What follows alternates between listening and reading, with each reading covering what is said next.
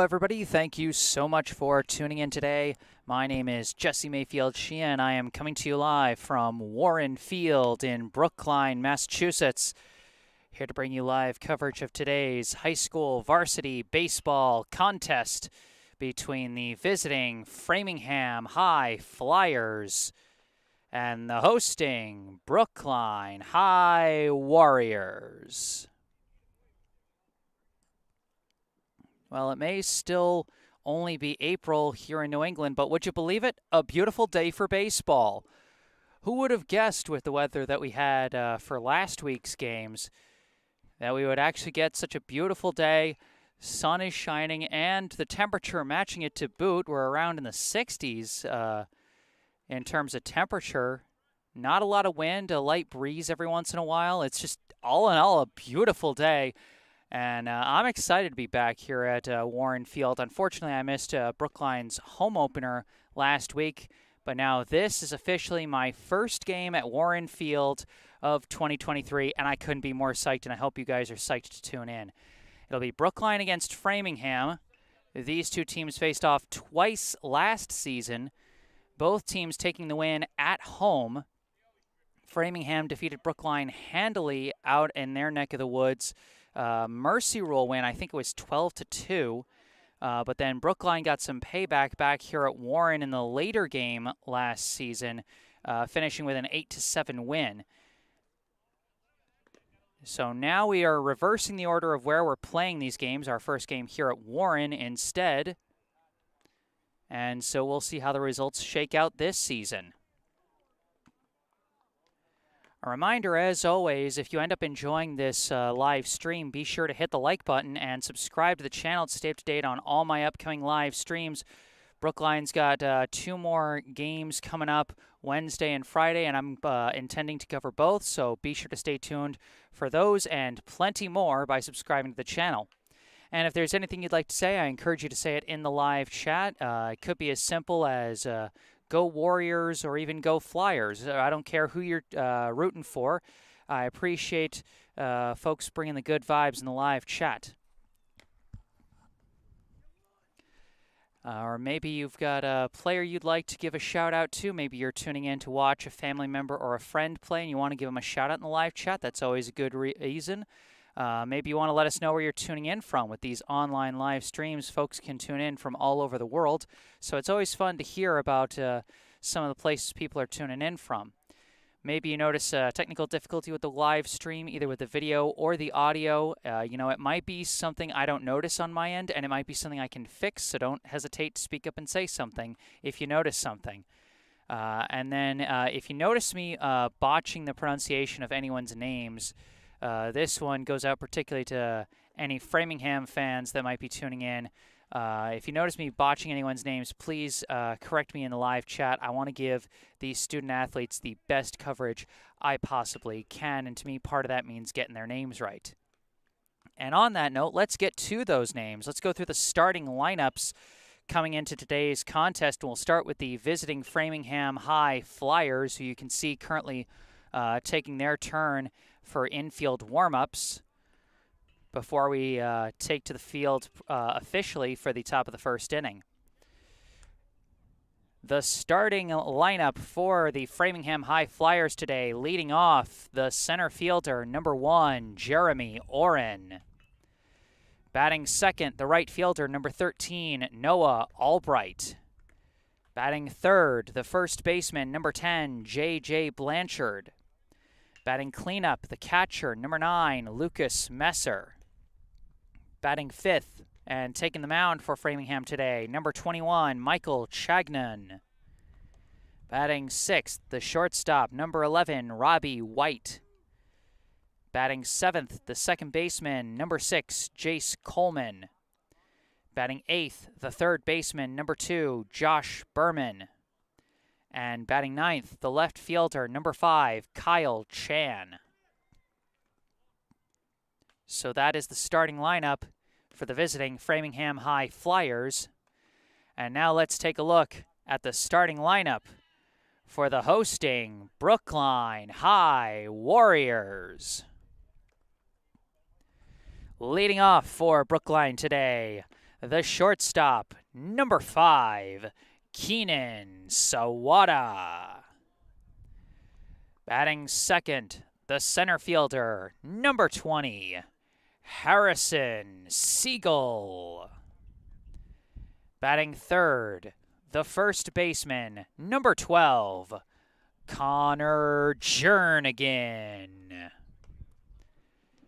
Batting cleanup and taking the mound for Brookline today, number 11, Nate Kessler. Batting fifth, the designated hitter, number 15, Leander Gosling.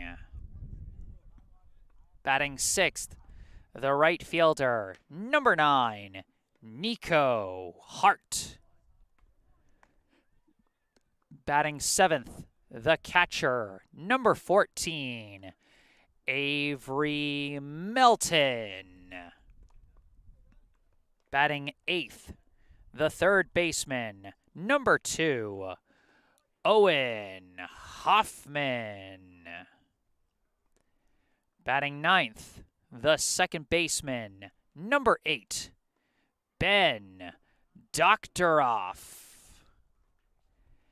And not batting, but just playing the field today, in left field, number 3, Ryan Kravitz. Head coach of the Brookline High baseball team is Brendan O'Connor. So that is the lineup for Brookline today. Here at Warren Field, it is Brookline against Framingham. I am Jesse Mayfield-Sheehan, and you are watching Brookline High Baseball.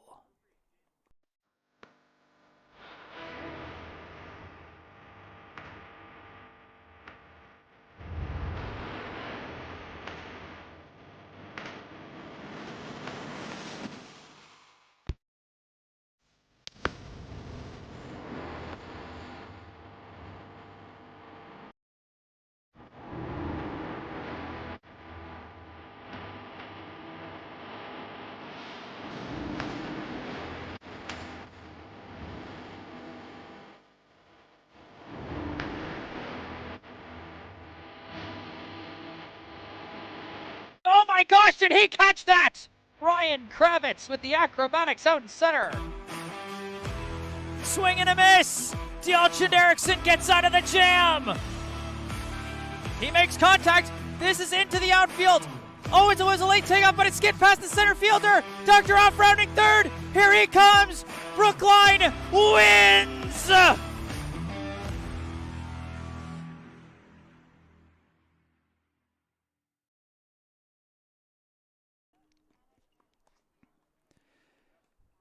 And here come the Warriors out onto the field for the top of the first inning.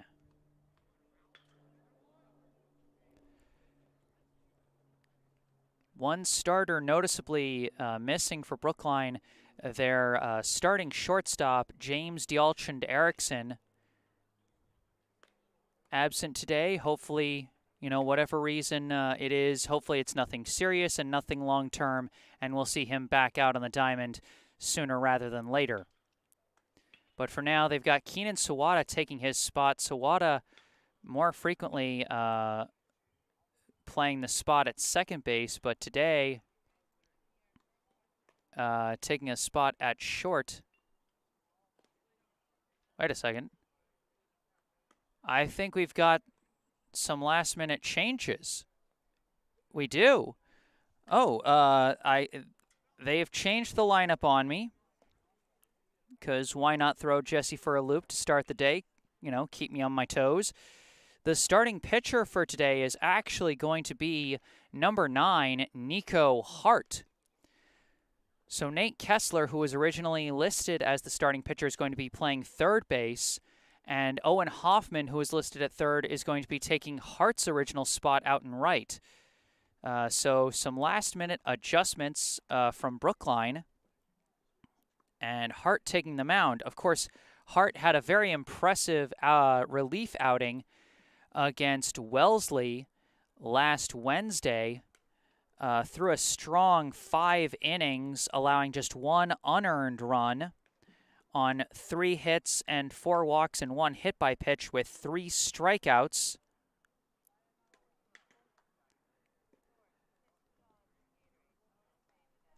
And so he'll be hoping to continue that momentum here against the Flyers. We got our first notes in the live chat from Kim Chung-sik. Good camera angle. Let's go Warriors. Thank you so much for tuning in as always, Chung-sik. I always love seeing you in the live chat. I love seeing you tuning in and continuing to support Brookline baseball. Due up for Framingham in the top of the first is going to be Jeremy Oren, Noah Albright, and J.J. Blanchard. Like I said, these two teams split their regular season series last year, both teams winning at home.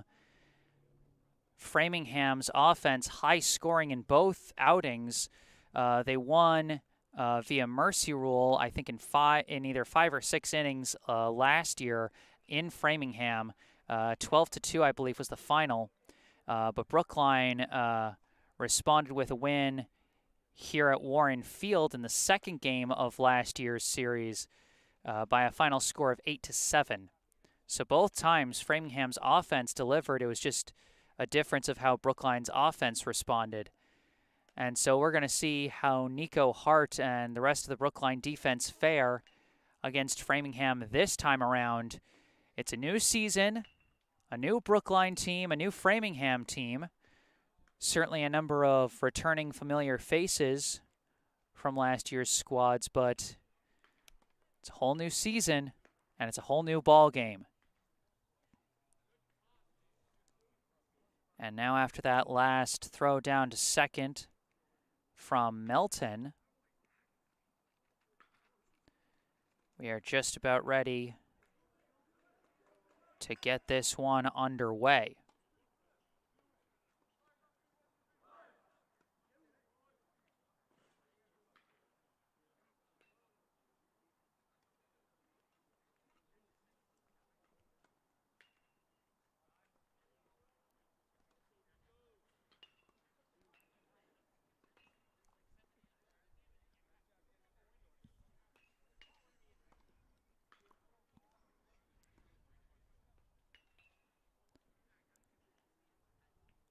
Going to be very interesting to keep an eye on the Brookline infield. They had a few costly errors in their battle against Wellesley last week that led to 3 unearned runs being scored by the Raiders. Of course, Brookline ultimately prevailed in a strange 2-day affair as they played 8 innings to a 3-3 tie before the game was postponed due to darkness and was continued again the next day. And they would end up playing 3 more innings before it was decided in the 11th inning. Brookline taking that win 7-3 for their first win of the year. They are 1-1 overall in the season thus far, as they lost their season opener against Newton South 4-1. A week ago here, or last Tuesday, I should say, here at Warren. So Brookline still searching for their first home win.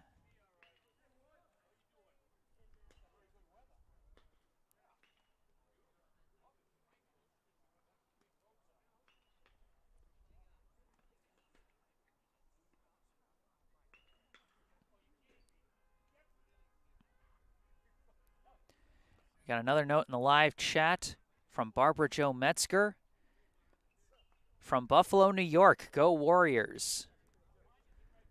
All right, the Western New York delegation tuning in for this one, and looks like we're about to ready to get this one underway. First pitch of the game is going to miss low for ball 1. It's a bit hard to see the leadoff hitter because the first base coach, but that is the center fielder, number 1, Jeremy Oren. That one is in for a strike.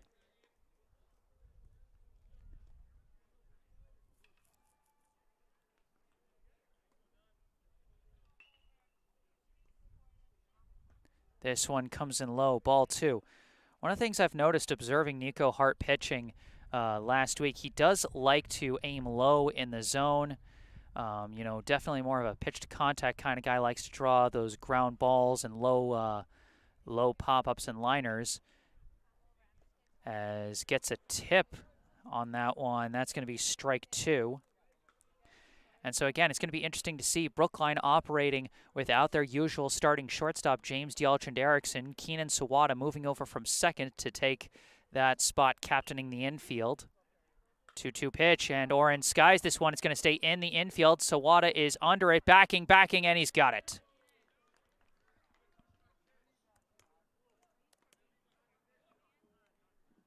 Keenan Sawada takes care of business with the first ball that comes his way, and that will be 1 out.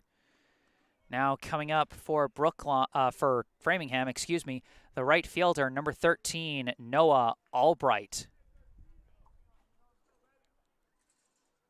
First pitch is swung on and missed. And, talking on Sawada, he's made a number of nice plays in the infield. A couple of 4-2 fielder's choices to keep runs off the board, and another swing and a miss for Albright there. And he's also caught he's caught a couple of liners and some hard grounders coming his way. He's proven his skill at a couple of different infield positions over the past couple of seasons, as that one sails in high for ball 1. So, while shortstop might be a relatively new position for him, as he typically mans the second or third baseman spot, it does feel like a task that he is up to with his skill set. And that is strike 3. Nico Hart with his first K of the day as he catches Albright looking. Quick 2 outs to start us off here in the top of the first. Now coming to the plate, the first baseman, number 10, J.J. Blanchard. First pitch catches the outside corner, strike 1. Again, my apologies for the slightly obscured view of the hitter. This is just always a hazard that comes up when you're shooting baseballs. I think that one caught the low corner for strike 2. Is that sometimes the first base coach just kind of blocks your view.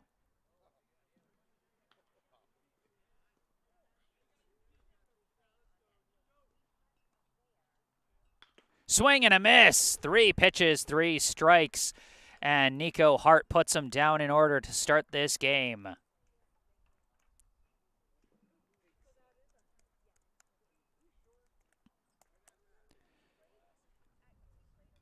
It's 3 up, 3 down for the Flyers in the top of the first. Brookline getting ready for their first turn at the plate.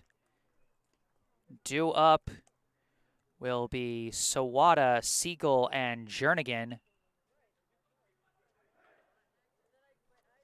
as they will be getting ready to face Michael Chagnon, the starting pitcher for Framingham.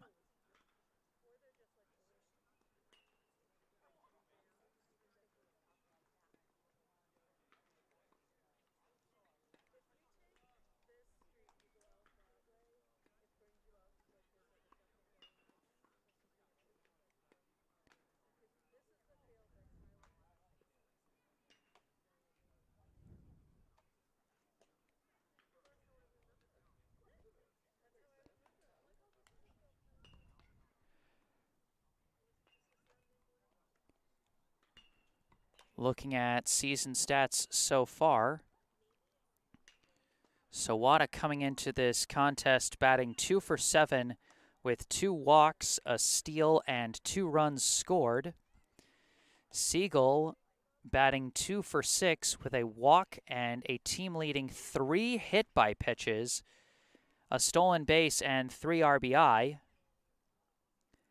And Connor Jernigan 1 for 8 with a walk.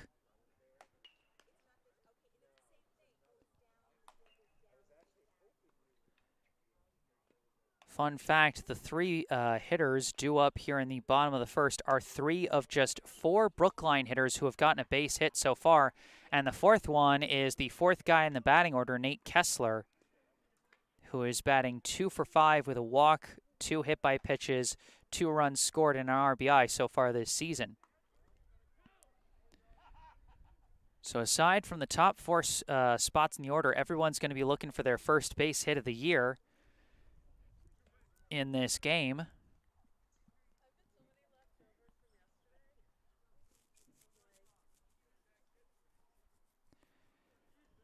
Coming to the plate first for Brookline, the shortstop, number 5, Keenan Sawada.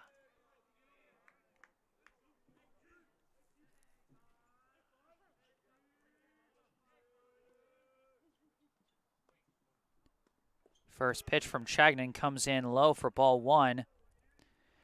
A lefty pitcher, you don't see that too often. It'll be interesting to see how Brookline handles this different test as that one comes in low as well for ball 2.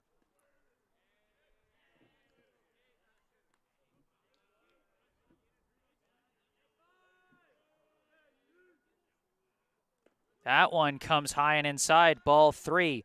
Sawada, of course, a very strong on-base hitter. Even when he's not getting the base hits, he does have a propensity for drawing walks and getting that free pass to first. And there's one right there. The leadoff runner is on for Brookline as Sawada draws the leadoff walk, and that is huge for Brookline. Anyone who has looked at the numbers or who has heard this stat before will tell you that a leadoff runner on base improves your chances of scoring by such a huge margin. It cannot be undervalued. First pitch to Siegel is in there for strike 1. Siegel was showing bunt there, but pulled back and took the strike.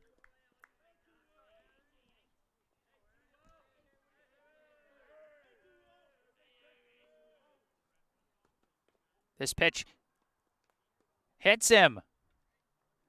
Are you kidding me?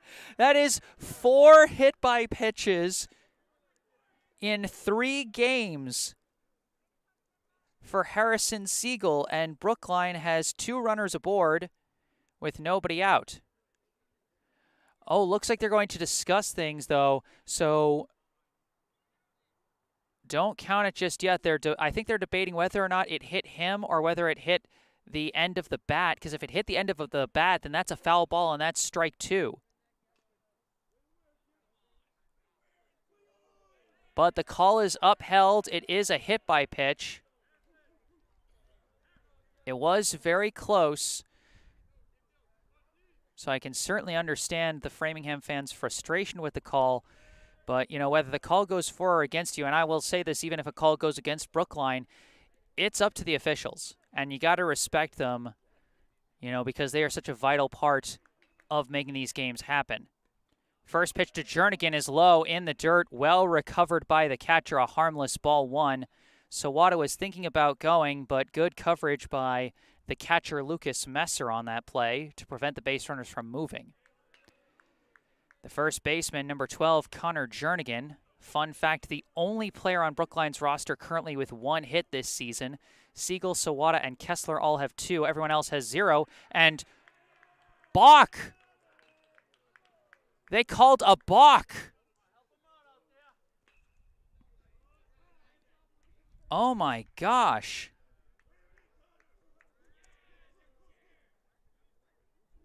So just like that, 2 runners in scoring position now for Brookline with nobody out.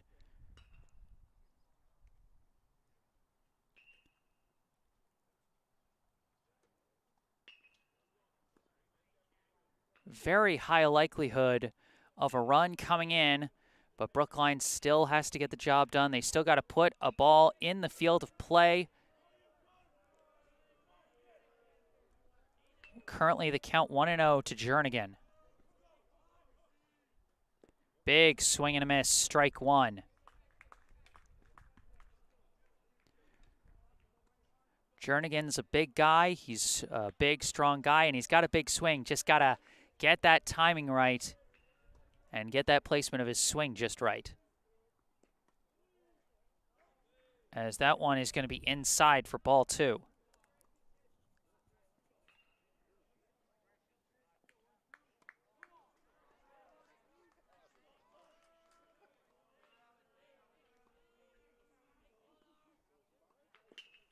That one's going to catch the low corner for strike 2. 2-2, the count to Jernigan. Sawada at third, Siegel at second. Nobody out here in the bottom of the first.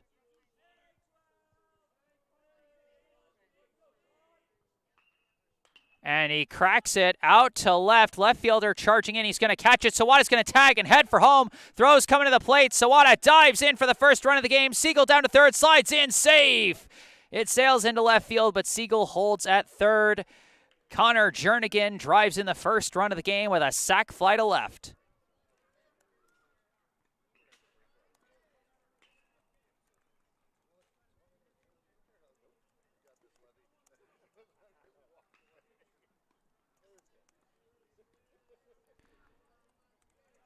Jernigan does his job, puts bat on ball, and puts it just far out enough that Sawada was able to come home on the sac fly. Now at the plate, taking strike 1, the third baseman, number 11, Nate Kessler.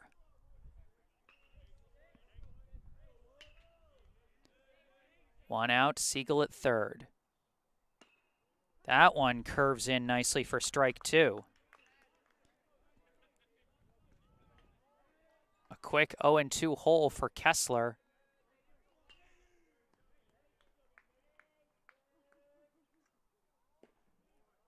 And that one just misses. Ball 1.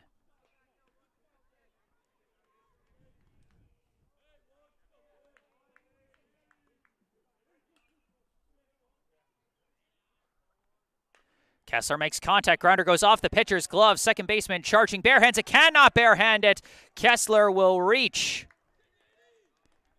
In comes Siegel. Brookline's got 2 on the board here in the bottom of the first inning. And they've got a runner at first.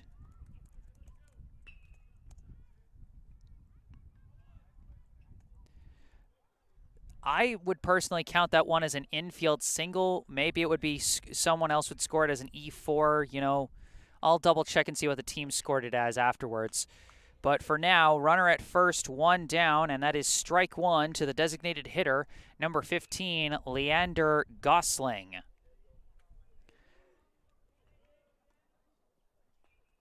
And Gosling slices this one into foul territory, and that's going to be out of play, and that'll be strike 2. Gosling, with just 1 plate appearance so far this season, he came in as a pinch hitter against Wellesley and laid down a sacrifice bunt. So he's currently got no at-bats to his name. Now facing an 0-2 count with a runner at first. This one in the dirt again, well blocked by Messer. That will be a harmless ball 1. You can't understate the value of a good catcher in high school baseball. The ability to block those pitches is not something every team has at the backstop. So you got to appreciate when you have it, as that one comes in low for ball 2. And another thing you can appreciate is having a lefty pitcher to hold a runner at first. You could see Kessler stepping back to first base as he thought that was going to be a pickoff throw, but Shagnon fooled him.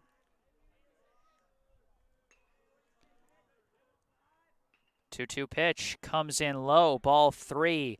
Gosling battling back to a full count.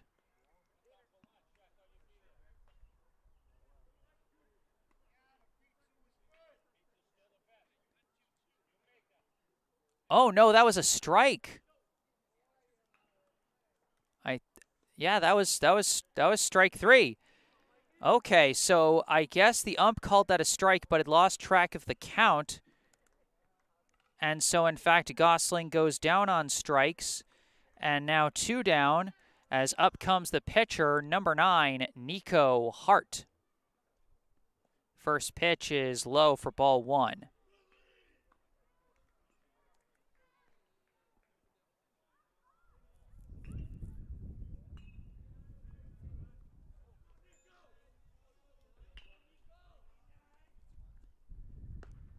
That pitch is going to be in there for strike 1. 1-1, the count, 2 down. Kessler at first. Brookline with a 2-0 lead.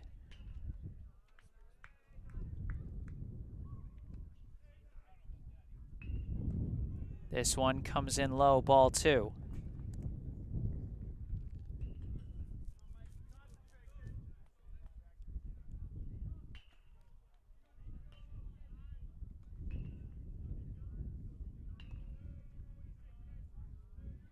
And Shagnon steps off the bag, or steps off the rubber, I should say.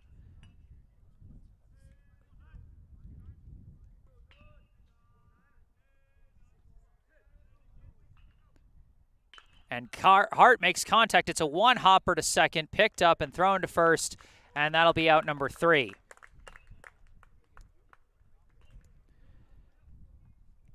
Brookline gets on the board first with a pair of runs in the bottom of the first inning. After 1, the score here at Warren Field: Brookline 2, Framingham 0.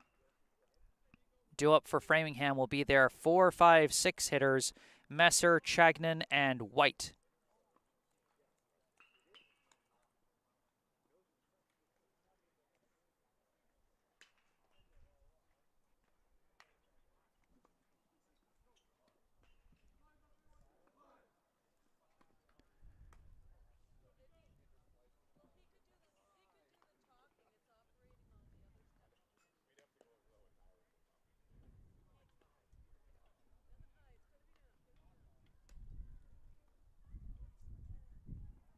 Hart returning to the mound for his second inning of work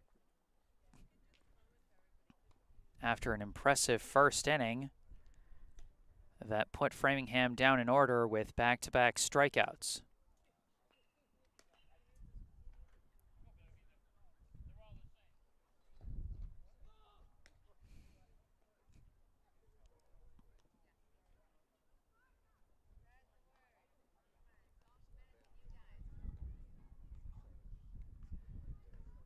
Now, reminder, against Wellesley last week, in 5 innings of work, he only struck out 3 hitters, but through 1 inning here,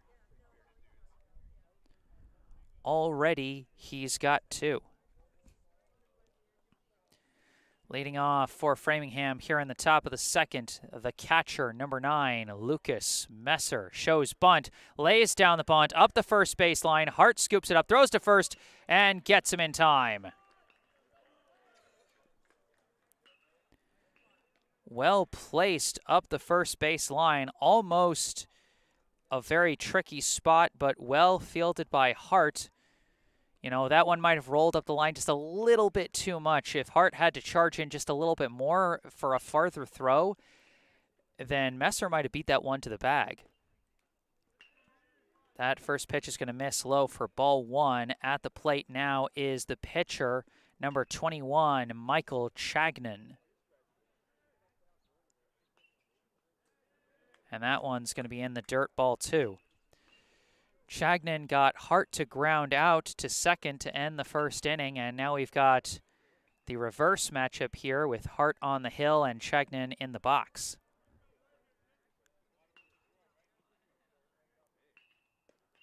That pitch in there, strike 1.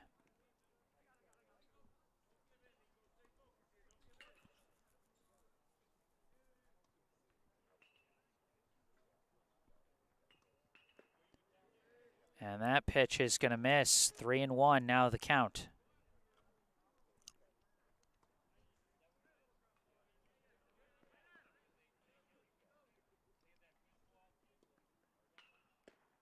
But that one's down Broadway. 3-2 now the count.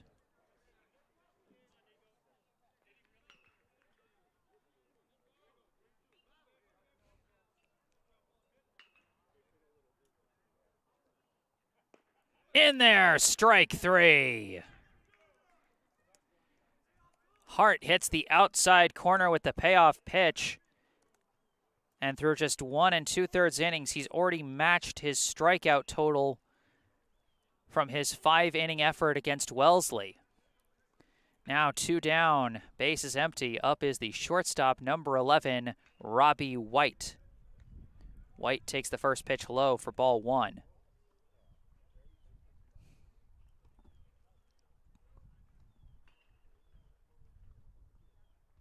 Swing and a miss, strike 1.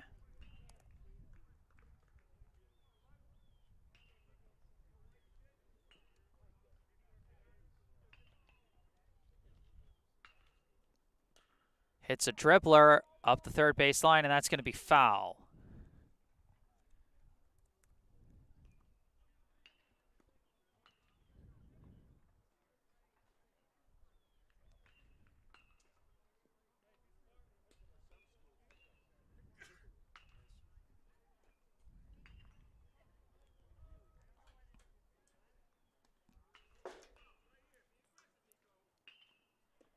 Catches the inside corner, strike 3. Nico Hart continues dealing through the first 2 innings.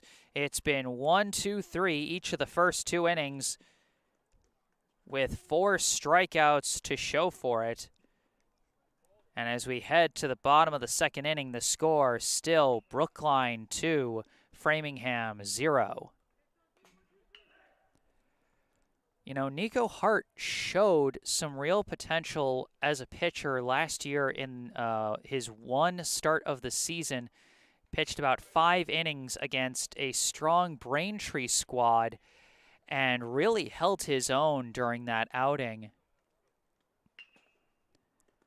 And, you know, it was one of those outings that made you think, hey, if this kid can put together outings like that again and again, then there's some real potential here.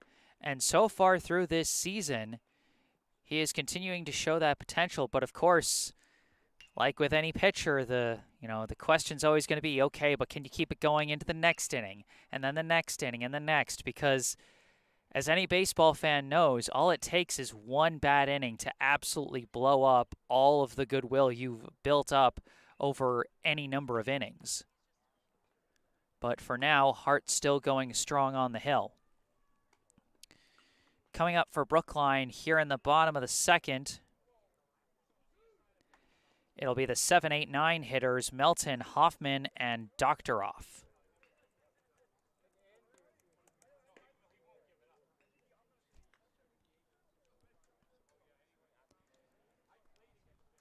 First up for Brookline, the catcher, number 14, Avery Melton. Melton so far 0 for 3 with a walk and a steal so far this season as he takes strike 1. Melton started at first base against Wellesley last week while Connor Jernigan started on the mound, but Jernigan was moved from pitcher to first after 2 innings, and so Melton was pulled from the game as he swings for strike 2 there. Fouls that one off to stay alive.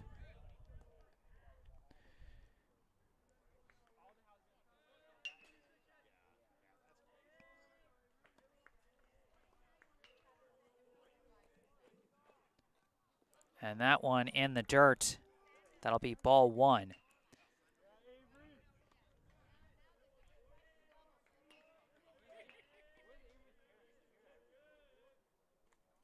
And that one's going to come in high for ball 2.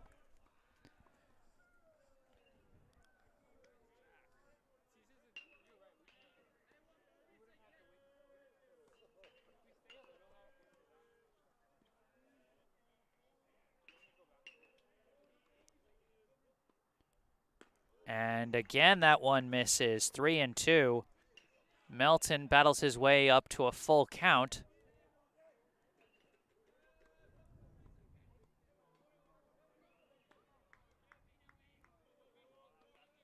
Now the payoff pitch. Misses outside, ball 4. Good plate patience from Melton as he works his way to a leadoff walk. And we've got a pinch runner coming in for Melton.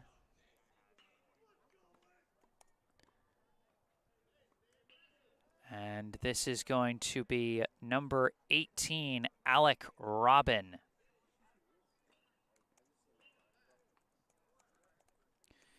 Coming up to the plate for Brookline will be the right fielder, number 2, Owen Hoffman. Hoffman so far this season 0 for 4. Pitch shows bunt. It goes right back to the pitcher. It squirts past the pitcher. And Hoffman is going to reach first on the bunt. At first, I was thinking, oh, that bunt's a little too hard. It's going to allow the pitcher to go to second. But then he ends up reaching on what I guess you could call an E1. Now with runners at first and second and nobody out, up comes the second baseman, number 8, Ben Doctoroff. Doctoroff shows bunt, pulls back as that ball almost got lost in the dirt, but it is ultimately recovered by Messer, and again, he holds the runners. Now, if you got a catcher that's consistently letting those balls go by, then those runners are taking off, and they probably make it. But because Messer has shown his ability to block those pitches, that establishes a precedent, and it makes the runners hesitate. Shows bunt again, pulls back again as it comes in the dirt. Robbins taking off. Throw gets away from the third baseman. Robbins going to shoot right up and go for home. Alec Robbins scores. Hoffman advances to second on the throw, and that will be ball 2 to Doctoroff. And Brookline is now going to jump out to a 3-0 lead. So score that one, a stolen base of third by Robin, and then going home on an E2. As that pitch is inside for ball 3 to Doctoroff. And then you can score Hoffman as advancing to second on an E2.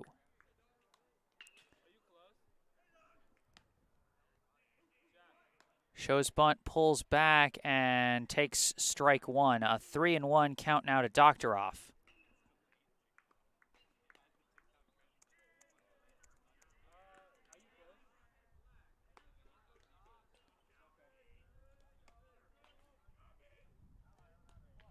Big swing and a miss from Doctoroff. That'll be strike 2. Doctoroff so far this season 0 for 2 with a walk, a run scored, and a couple of sacrifice bunts to his name, but now a full count.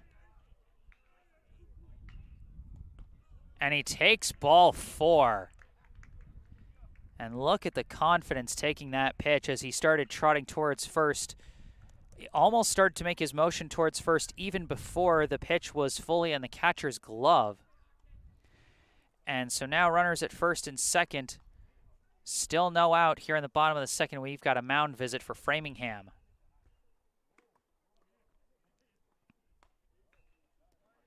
And so much has happened. You know, there's almost not enough time for me to sing the praises of who's done so well so far. Alec Robin with some great running on the base paths. That's exactly what you want from a pinch runner. You know, he took off without hesitation on that second low pitch, even though the catcher had actually handled it pretty well. He didn't stop, you know, because once you're gone, you've got to be gone. You got to be dang sure, and you can't take it back. And he didn't, and he raced down there. It would have been a close play at third. He might have slid in safely even if the throw had gotten to third baseman cleanly, but it missed. And so not only did Robin get into third safely, but he shot right back up really quick and ran straight for home. Great base running from Alec Robin. Now at the plate for Brookline is Keenan Sawada as he fouls off a bunt. Brookline shortstop drew a walk and later came in to score his last time up, so he is 0 for 0 with a walk and a run. And Brookline is still continuing to show bunt as they're just planning to move the base runners along, but that strategy has been working better than expected.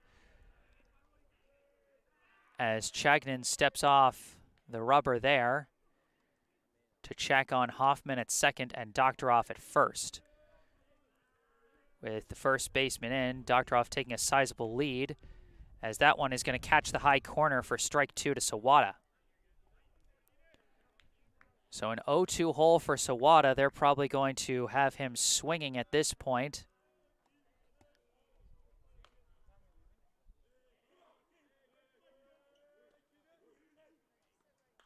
and makes contact but fouls it off, and he stays alive at 0-2.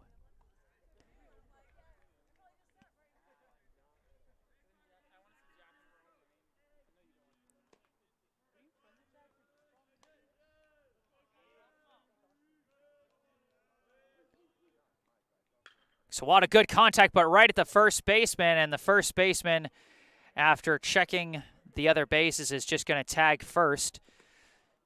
So Sawada works effectively like a sac bunt, but it is going to go down as a ground out to first. So 1 out, runners at second and third, and up comes the center fielder, number 20, Harrison Siegel.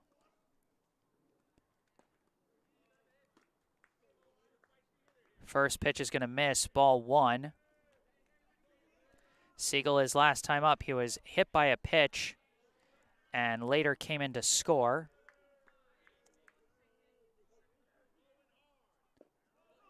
That one comes in low for ball 2.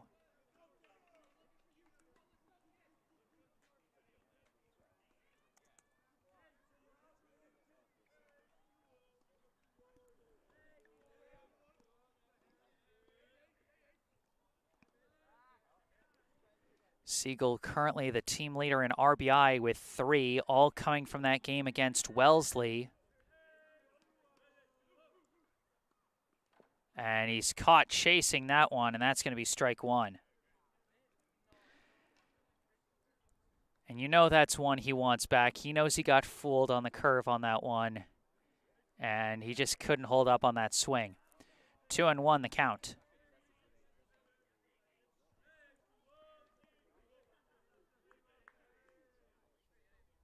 Slices this one foul, and that's going to be strike 2.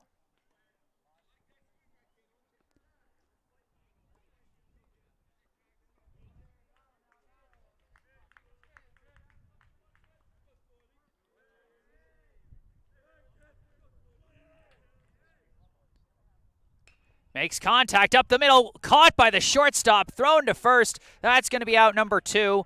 Very well fielded at short by White, but that is going to bring in Hoffman.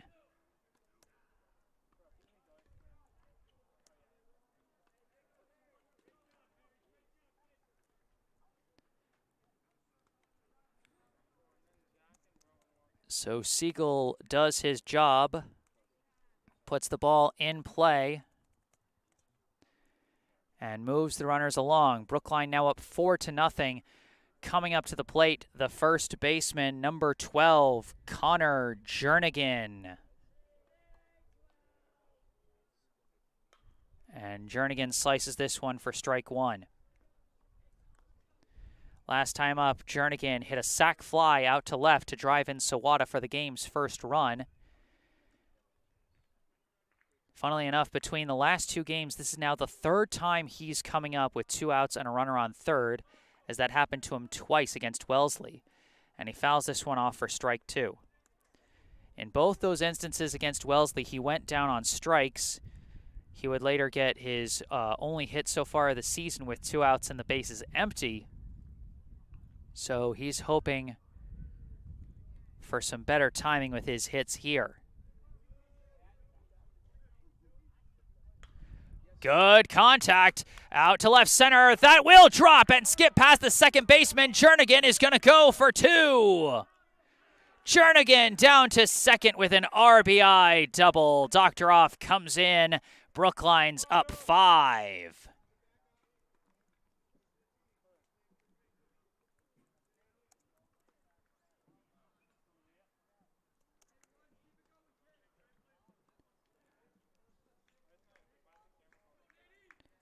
Now with 2 outs and a runner on second, up comes the third baseman, number 11, Nate Kessler.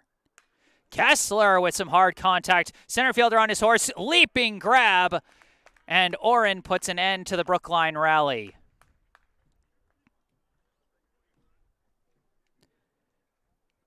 Brookline finding all kinds of ways to score.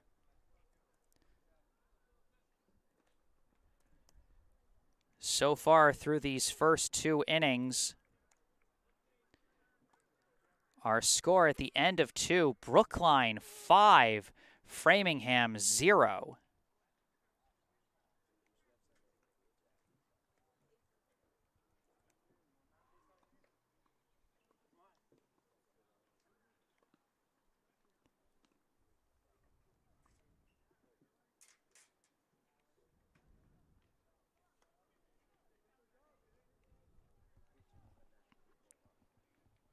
Hart back on the mound now with a much more comfortable lead.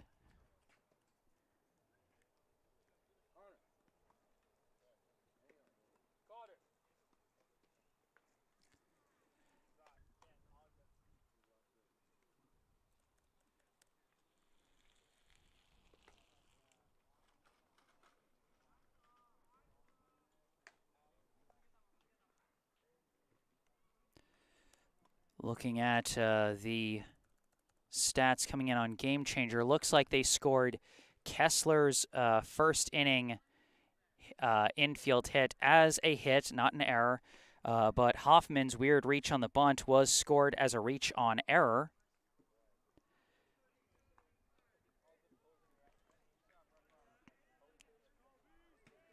And Jernigan's hit was scored as a double, which I think is appropriate. And so I've got the proper updated stats now. Leading off for Framingham, the second baseman, number 6, Jace Coleman. First pitch misses for ball 1. Framingham still trying for their first base runner of the game so far, as Coleman takes strike 1.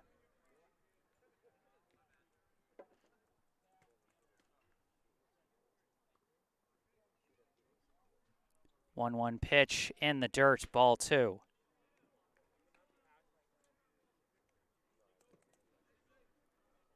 It is Coleman, Berman, and Chan due up for Framingham, the 7, 8, 9 hitters, as that one's going to miss outside for ball 3. 3-1, the count to Coleman.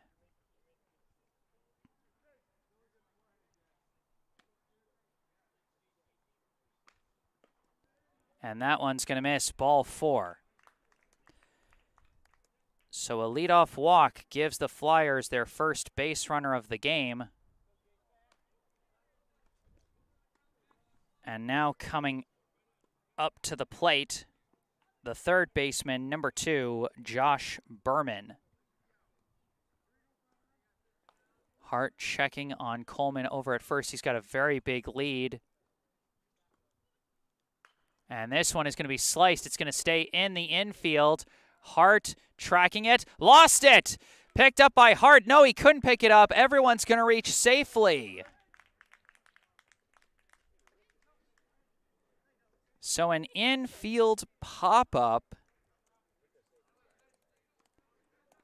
is going to result in everyone reaching safely, as Hart just lost that one in the sun. And now with 2 base runners on and nobody out, up comes the left fielder, number 5, Kyle Chan.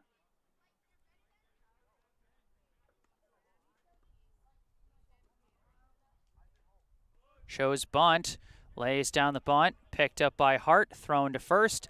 Brookline just takes the out. But Chan does his job and moves the runners along.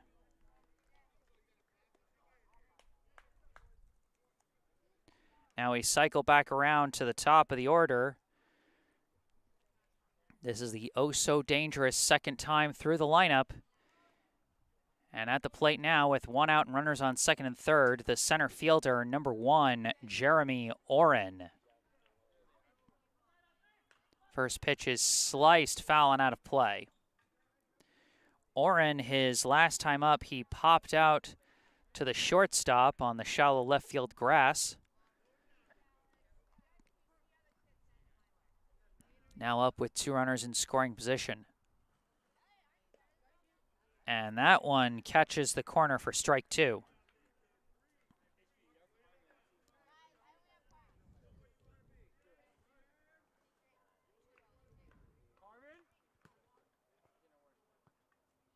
And Oren with hard contact out to center, caught by Siegel out in center, and the runners all hold.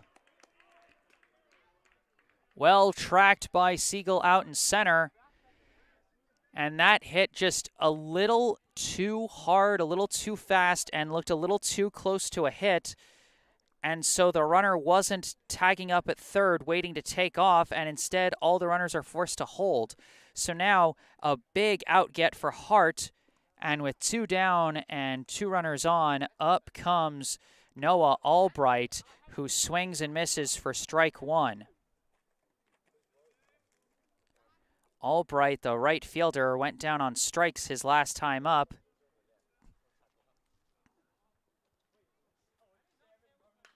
And he cracks this one out to left center. Outfielders on their horse. They're going back. They're going back. Could not be caught. This will clear the bags, and Albright's going to go for extra bases with a base-clearing double. Credit to Siegel and Kravitz for giving it all they had to chase that one down, but just could not catch up to that one as Albright launched it.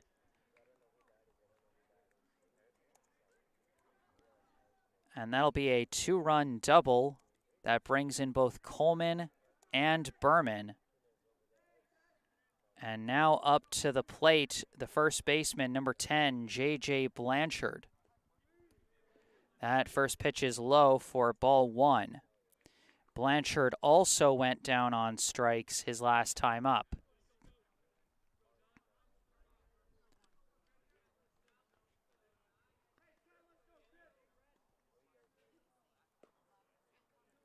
And that one's going to miss as well, ball 2.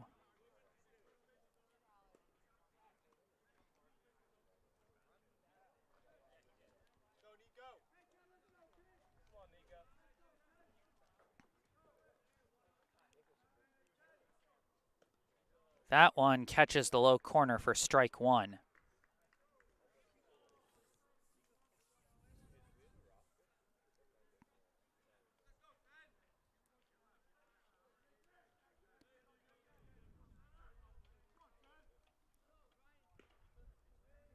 That one is also going to miss. That's ball 3.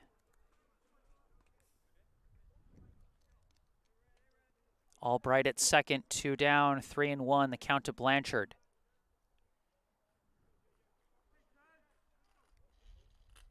Swing and a miss. It's going to be a full count.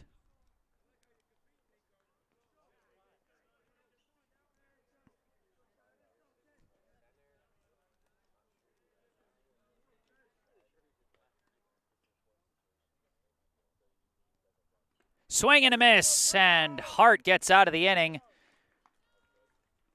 But Framingham does get on the board. Going into the bottom of the third, the score now, Brookline 5, Framingham 2.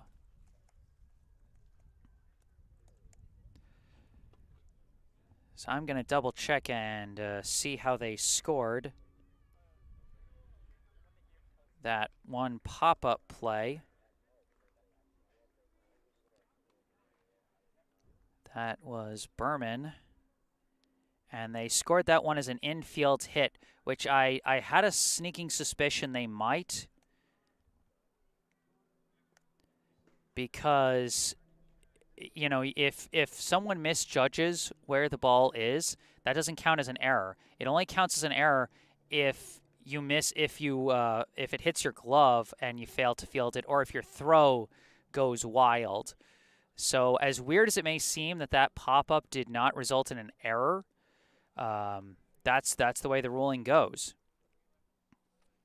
You know, you don't get an error for misjudging where a fly ball is going to land. But in the meantime, we've got a new pitcher for Framingham. On the hill now is number 15, Brady Levinson.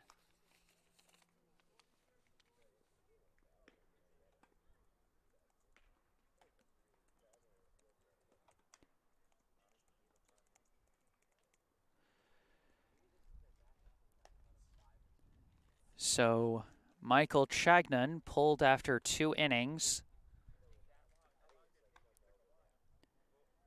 He gives up 5 runs.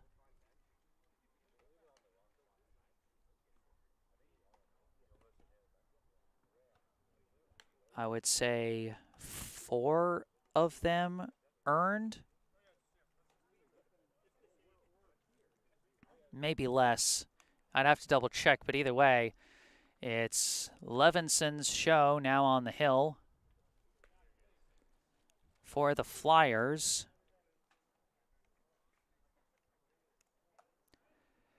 And since that pop-up hit was counted as a clean base hit, that means those 2 runs will go down as the first earned runs of the season for Nico Hart.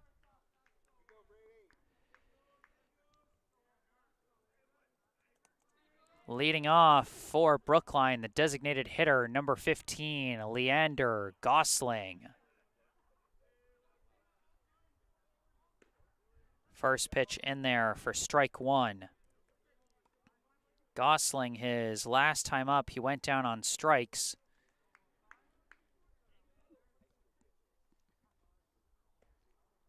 Takes an inside pitch there, ball 1.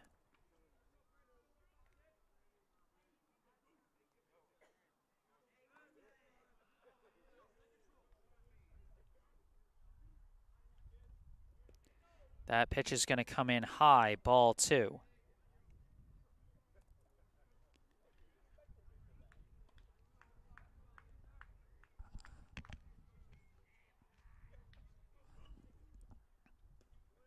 That one is going to miss outside, ball 3.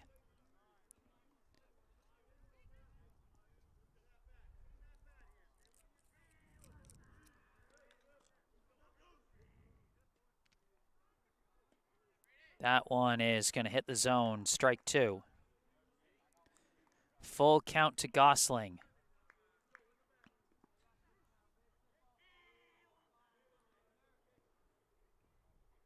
Gosling, hard contact, and it skips off the body of the shortstop, and Gosling is going to reach.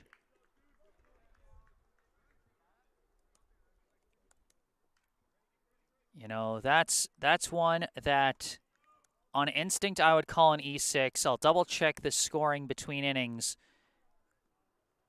But for now, all that matters is Brookline's got a runner on to start the inning. Now up, the pitcher, number 9, Nico Hart.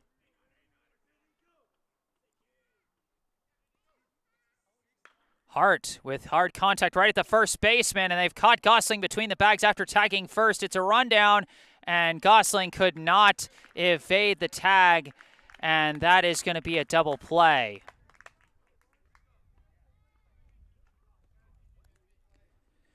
Gosling, I think, got a little confused when he saw the ball heading right at first. And so he went to dive back to the bag to prevent the pickoff, but the first baseman just had the ball, and so it turned into a rundown. So just like that, 2 down. And that is going to be strike 1 to the catcher, number 14, Avery Melton.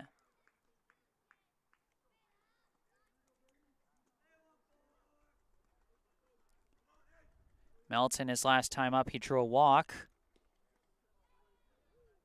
as he takes ball 1 there. He drew a walk, and his pinch runner, Alec Robin, later came in to score. As Melton slices this one, that'll be strike 2.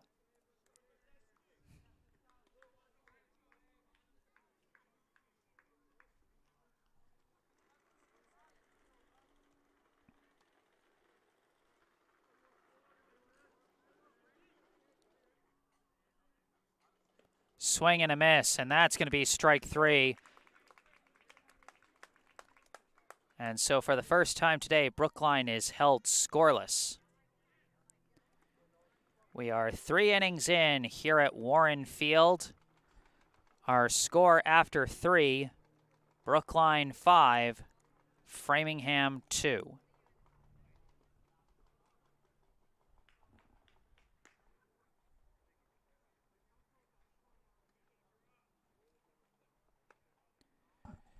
And it looks like they did score that one as an E6 for Gosling. Just double checking on that. But we are now 3 innings in, as it looks like Hart is going to return to the mound for a 4th inning of work. Gave up a 2-out, 2-run double to Noah Albright last inning after a leadoff walk, followed by a pop-up that Hart lost in the sun, put 2 runners on. Now here in the top of the 4th, it's going to be Messer, and then I believe Levinson,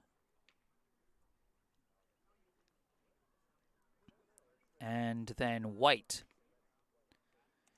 As unless there was some other defensive change that I didn't see, then Levinson should be taking Chagnan's spot in the batting order.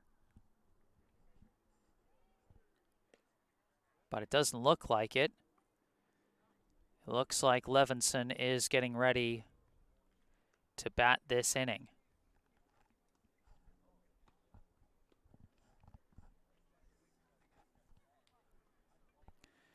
Leading off for Framingham, the catcher, number 9, Lucas Messer. Messer, his last time up, he tried to get a bunt single up the first baseline, but it was well tracked by Hart for a simple 1-3 groundout. Takes a big swing this time, and that'll be strike 1. Messer's done a strong defensive job behind the plate, that throwing error to third notwithstanding.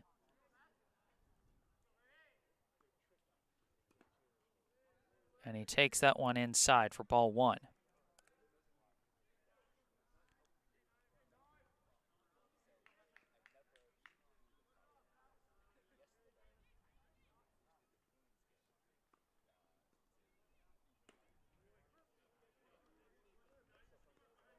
And I think that one was called ball 2.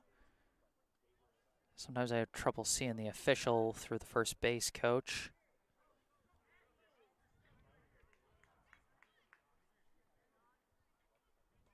And that's a grounder up to third, fielded by Kessler. Long throw is going to get away from Jernigan, but it's well covered by Doctoroff behind first, and so Messer is going to hold at first with what I would score as an infield single, but it might be scored as an E5.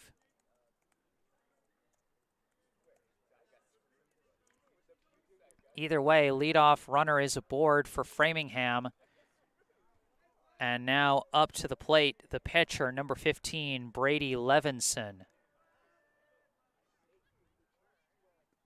First pitch is swung on and missed, strike 1. Messer has already given us a glimpse of what he can do on the bags. He's got some wheels, and now he's got sizable leadoff first. And he takes off even before the pitch is thrown, as that pitch comes inside, and there's not even a chance to throw.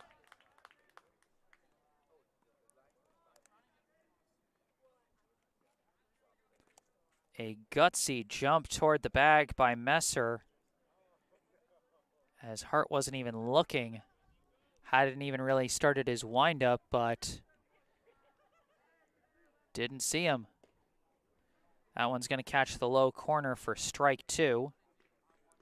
1-2, the count to Levinson. Runner at second, nobody out here in the top of the 4th.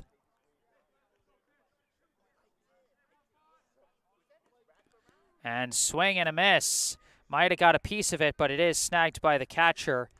And that will be strike 3 for Levinson.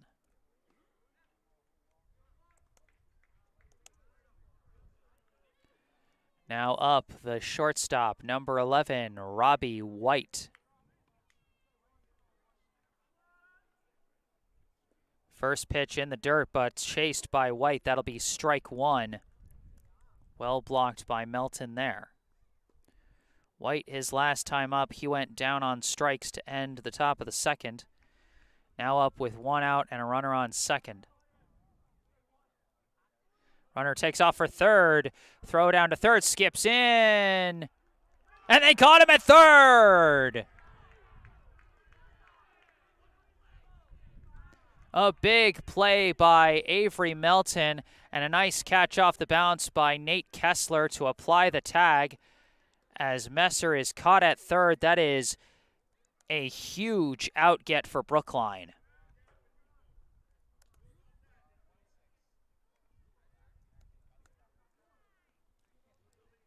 Just like that, 2 down and the base is empty. The Framingham coach discussing things with the official. I don't know if he thought Messer got in safe or if he thought that Kessler might have blocked the base a bit in his efforts to snag the throw. But either way, the call will stand.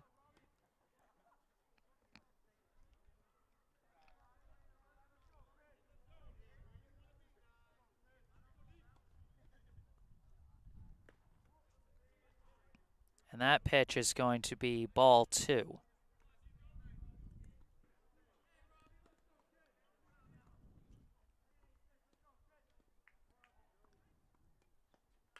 And this one skyrocketed out to left. Kravitz on his horse. He's just looking up and watching it go to the wall.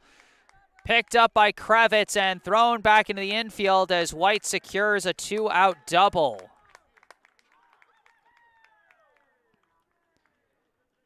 That throw down to third even bigger now for Brookline as it literally just saved a run.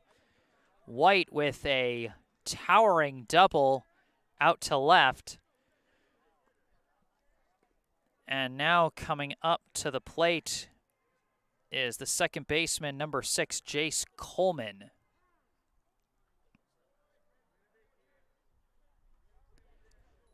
Coleman led off the third inning with a walk and later came in to score. Now up with 2 down and a runner at second. First pitch swung on and missed, strike 1.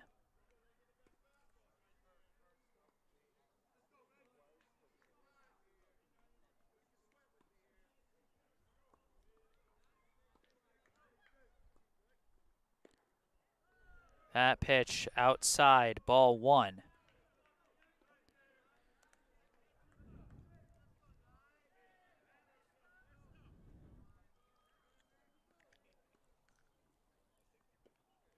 And that one catches the low corner, strike 2.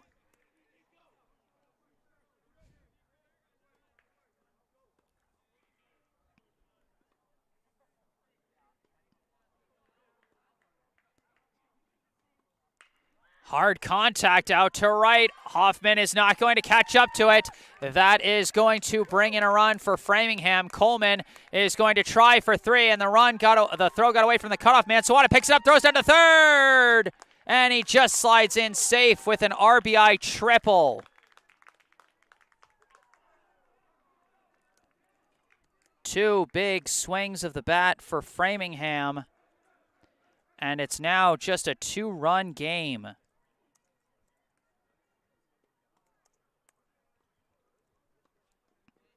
And now we've got a meeting at the mound as the Flyers starting to make some hard contact on Hart's pitches.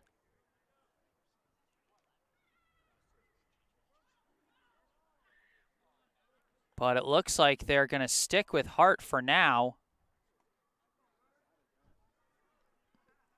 and see if he can get out of this inning. Runner at third. 2 down, up comes the third baseman, number 2, Josh Berman. His last time up, Berman reached on that infield pop-up that Hart lost in the sun, and he takes strike 1 there.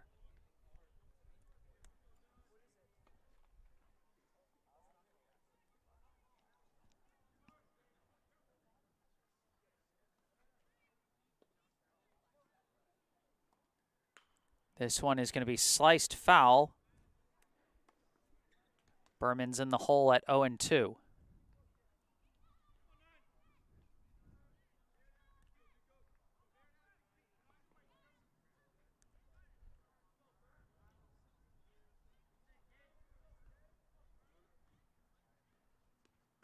This one's going to come in high for ball 1.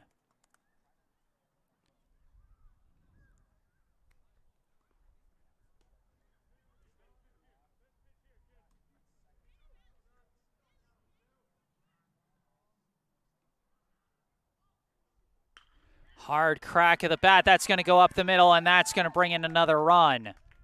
Clean RBI single to center for Berman, and it's now a 1-run ball game.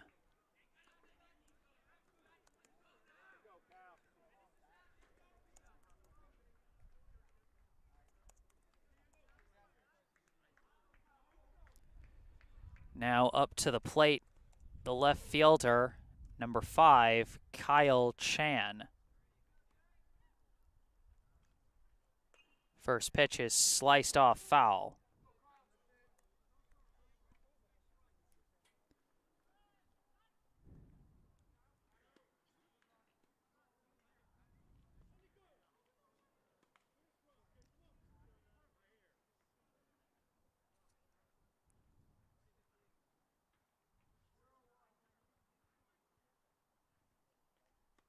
And this one is cracked out to left. Sliding catch by Kravitz.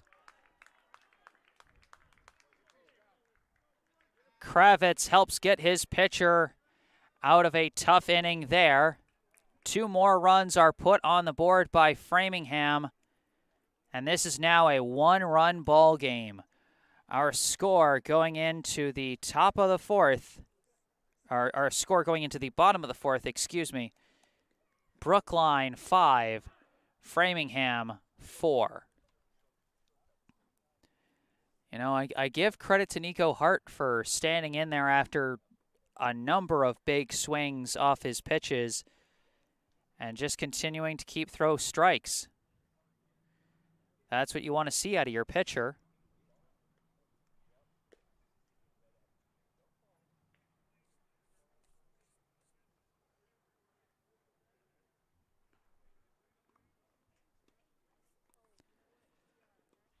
But still, can't understate, it's been a tough pair of innings for Nico Hart.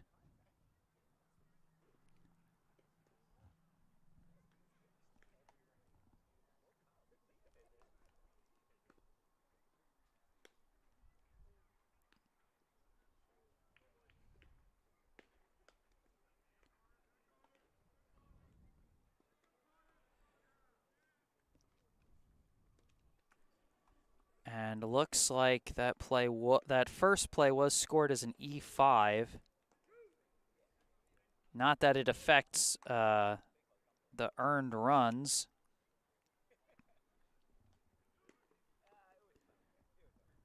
As Messer, of course, did not end up scoring. For Brookline, it's going to be the 8-9 one-hitters, Hoffman, Doctoroff, and Sawada.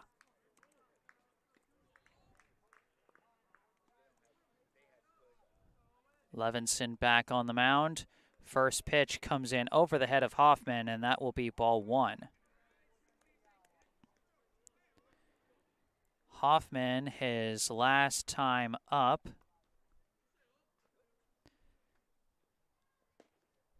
as he takes low ball 2. Hoffman tried to lay down a sacrifice bunt, but it ended up rolling past the pitcher, and he reached safely on the E1 and later came in to score. As he takes ball 3 there. 3-0 count to Hoffman.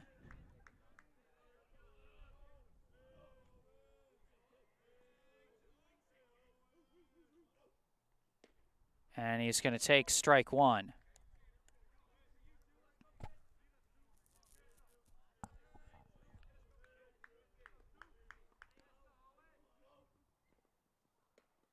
And strike 2 is in there. Full count now to Hoffman.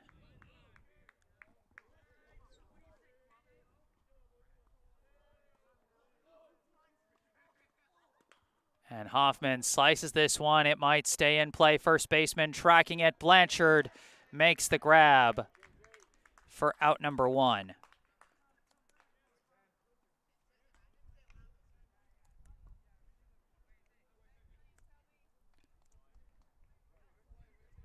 Now coming up, 1 out. Second baseman, number 8, Ben Doktoroff.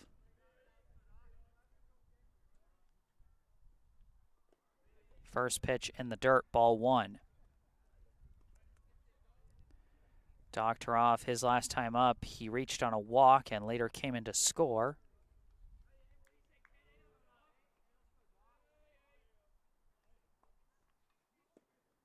As he takes low, strike 1.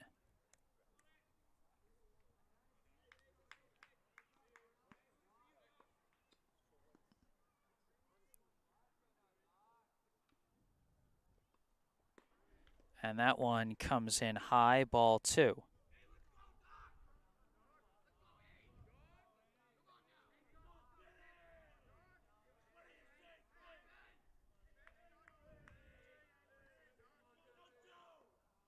Big swing and a miss.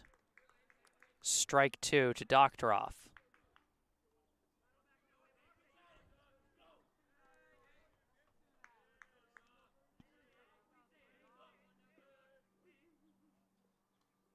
Doktoroff makes contact, bloops it out to left, but that's going to be foul.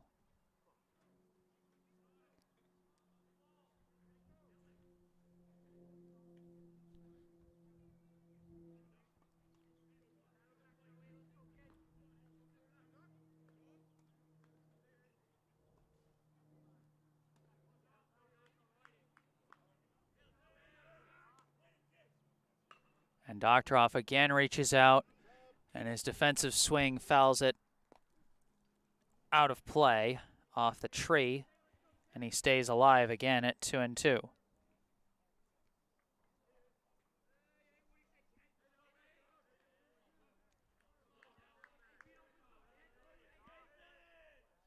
And swing and a miss. That time, Doktoroff goes down on strikes.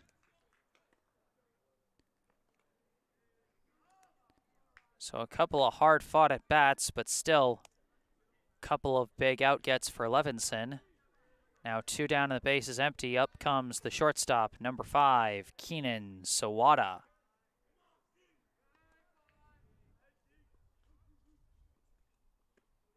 He takes high, ball 1.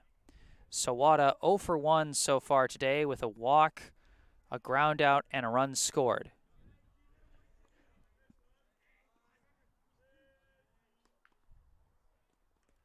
And might have got a piece of that one. It's going to be strike 1.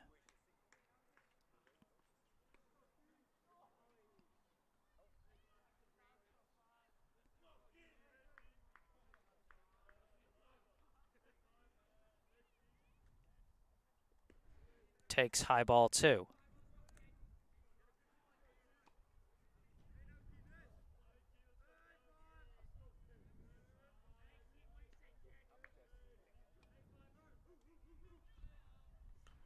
Slices this one foul. That'll be strike 2.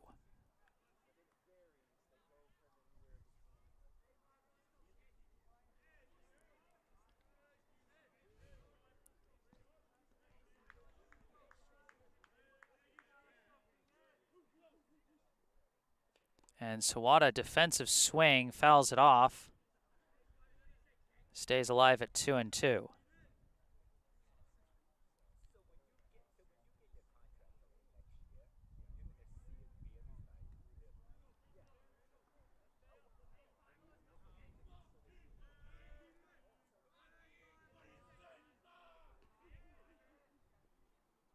And Sawada chops this one high. It's being tracked and snagged by White over at short. And that is going to end the 4th inning.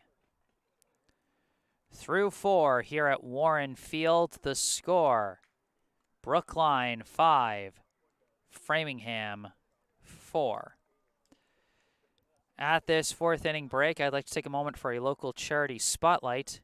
I'd like to tell you about the Brookline Education Foundation. The Brookline Education Foundation raises funds to help promote growth and innovation among Brookline educators, growth that can then be passed on to the children of this community. For over 40 years, this foundation has given out a variety of grants across the educational landscape. These include Idea Lab grants for teachers that want to present their students with new and exciting projects, and teacher grants for educators that want to further develop their own skills to bring to the classroom. Many initiatives which have become staples in the public schools of Brookline started as BEF grants. They support literacy education training, new methods in STEM education, project-based learning, mentoring of new principals and superintendents, and collaborative work around diversity, equity, and inclusion, just to name a few. Visit brooklinefoundation.org or call 617-232-3846 to find out how you can help support our town's educators and, through them, our students. Once again, that's brooklinefoundation.org or call 617-232-3846. And remember, you can always find all that same information, website, and phone number for our local charity spotlight in the description section down below. And we've got a new pitcher now for Brookline. Taking over on the mound for Nico Hart is number 11, Nate Kessler. Owen Hoffman moving out to third for Brookline. And out in right, we've got someone new. That is number 23, Elias Brendel.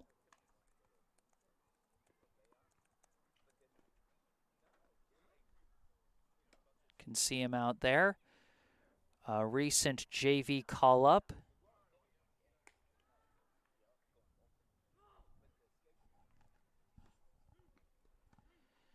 And so those will be the defensive changes for Brookline here in the top of the fifth.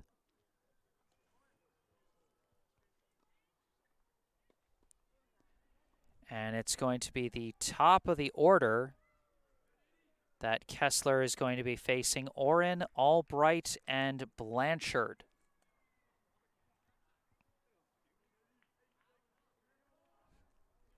First to the plate, the center fielder, number 1, Jeremy Oren. First pitch from Kessler is high for ball 1. Oren, so far today, he popped out back in the first, and he flew out to center back in the third as he takes strike 1. So Oren 0 for 2 so far.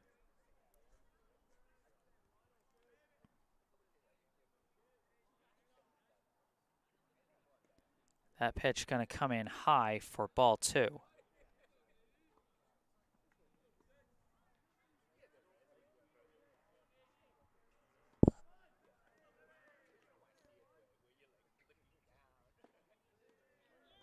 That pitch caught the low corner for strike 2.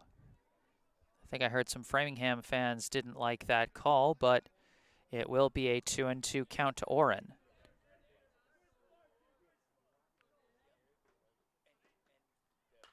Hard contact into the infield, fielded by Sawada, thrown to first, scooped up by Jernigan well for the 6-3 ground out.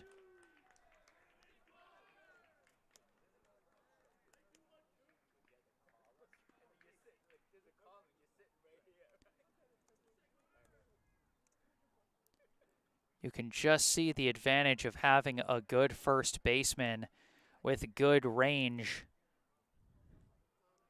for the throws at this high school level. So huge, as that's going to be strike 1.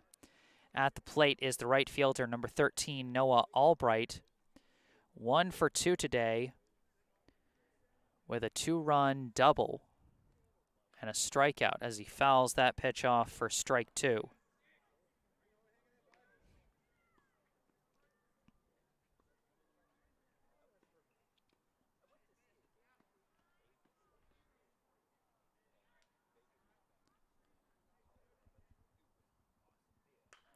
And he chops this one high, and that's going to go out of play. And it clangs off these small metal bleachers we've got here at Warren. And Albright stays alive at 0-2.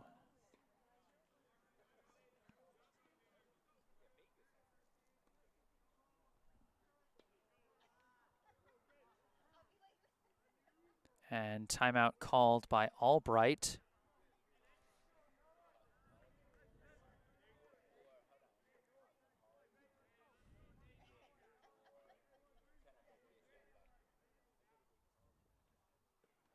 This pitch comes in low for ball 1.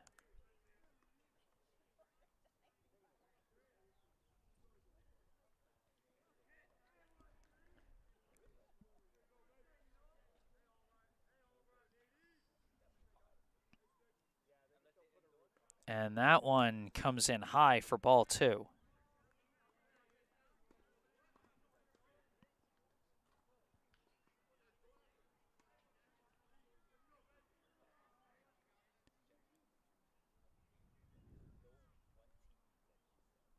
Swing and a miss. Caught him chasing the high heat. Second out of the inning. Now coming up with the bases empty and 2 down, the first baseman, number 10, J.J. Blanchard.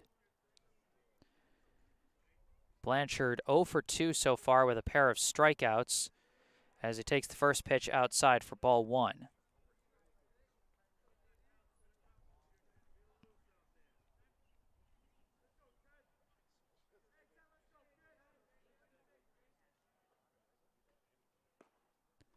And that one's in there for strike 1.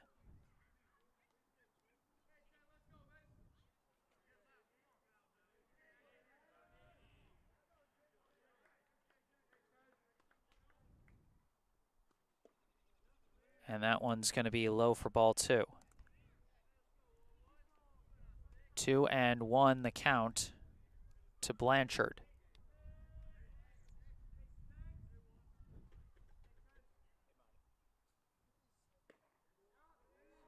That pitch just misses, ball 3.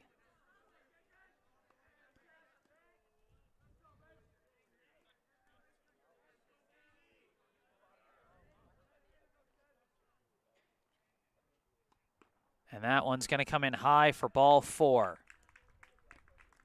A 2-out walk for Blanchard.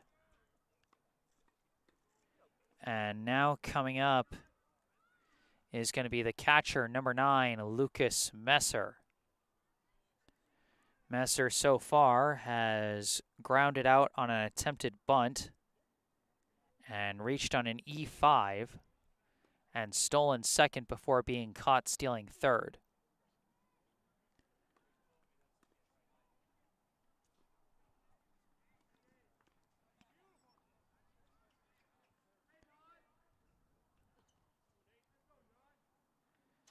Blanchard leading off from first.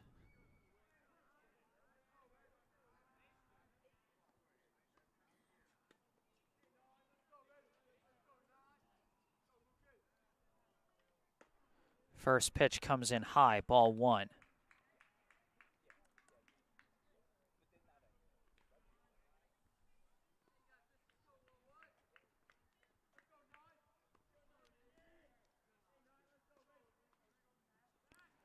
And Kessler steps off the rubber but does not ultimately throw. Just keeping Blanchard in check.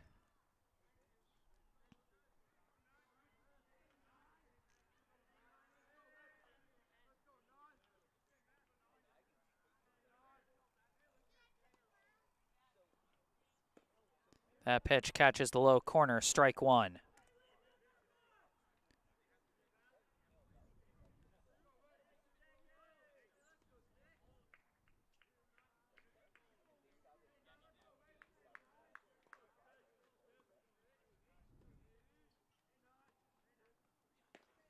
That pitch going to miss outside, ball 2.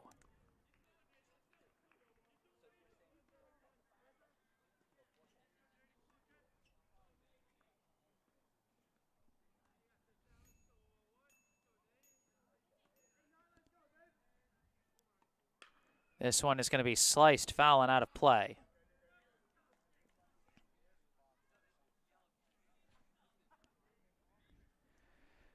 Two and two the count. 2 down, runner at first.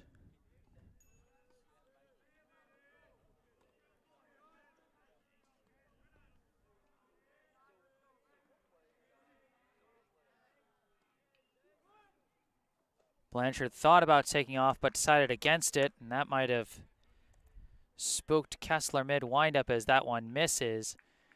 And it's going to be a full count now.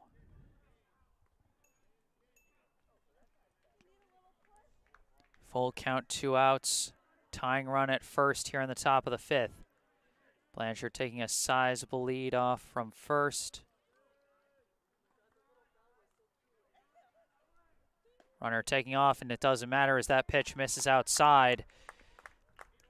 Back-to-back 2-out walks for the Flyers.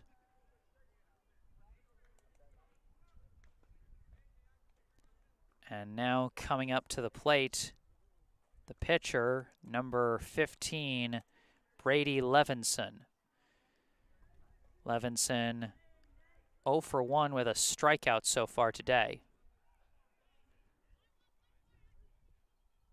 First pitch is fouled off, strike 1. Kessler has got to keep throwing strikes. He can't be giving his opponent free passes. That can balloon on you in an instant.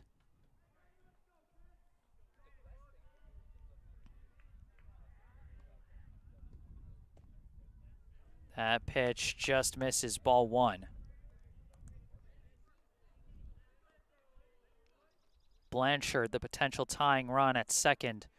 Messer, the potential go-ahead run at first. 2 down here in the top of the 5th. Kessler steps off the rubber, does not make a throw.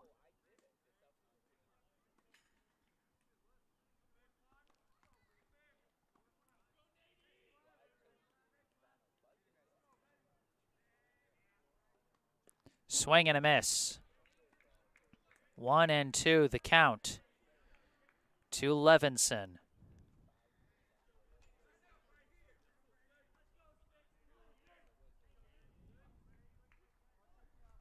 Swing and a miss, strike 3. Kessler escapes the jam and keeps Brookline on top. Getting out of the first inning of a relief effort at the high school level is so huge. Because when you first come in, it's like, you know, I didn't know if I was going to be called on today to relieve. You know, I don't necessarily get the same kind of warm-ups that the pros might. I'm not as specialized as a professional relief pitcher, things of that nature. But if you can get a chance to get into a rhythm, get through that first inning, that can really start you off into something really productive. And we've, you know, kind of seen that with Brady Levinson, who is going to return to the mound for Framingham for his 3rd inning of relief work here in the bottom of the 5th. Due up for Brookline are going to be the 2, 3, 4 hitters, Siegel, Jernigan, and Kessler.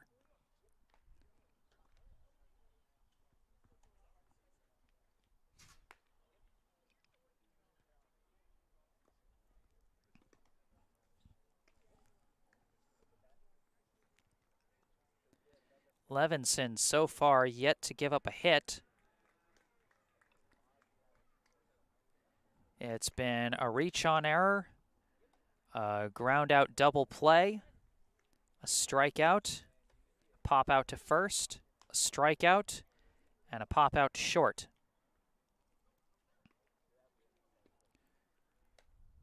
So nothing has gotten out of the infield against Levinson yet. But Brookline certainly hoping they can give themselves a bit of a cushion here, as they are currently holding on to a narrow 1-run lead over the visiting Flyers.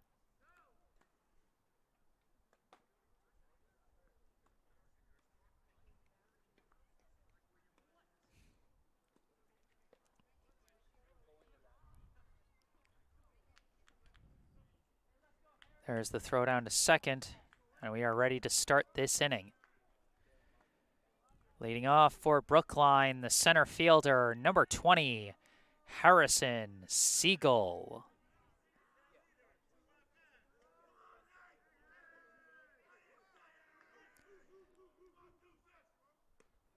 First pitch misses, ball 1. Siegel so far 0 for 1 with a hit by pitch A run scored and an RBI.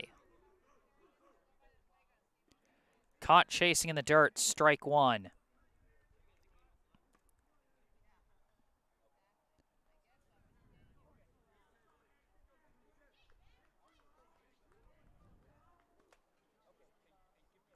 Makes contact as grounder past the third baseman. That's going down the left field line.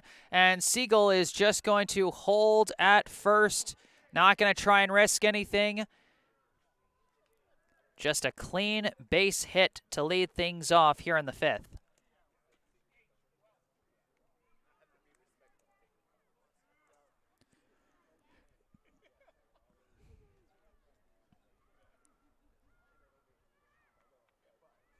So that right there, the first ball to escape the infield against Levinson so far. And now a leadoff runner on.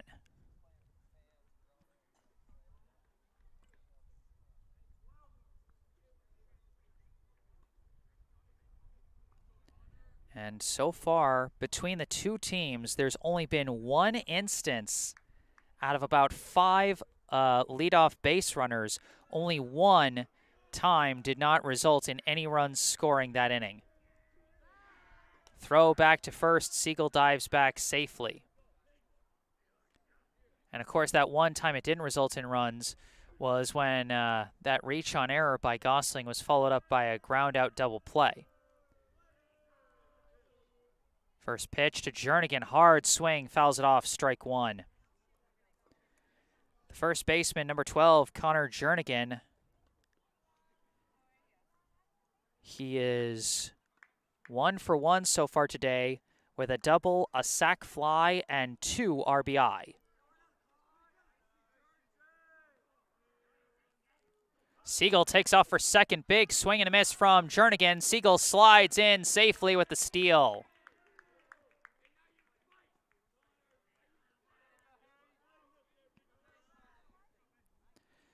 An 0-2 count to Jernigan.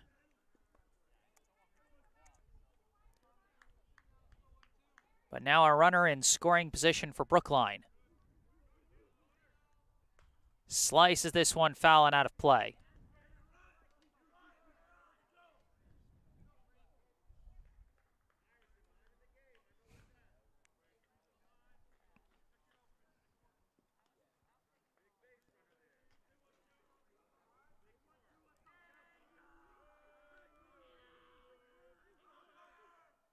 This one's going to come in high for ball one.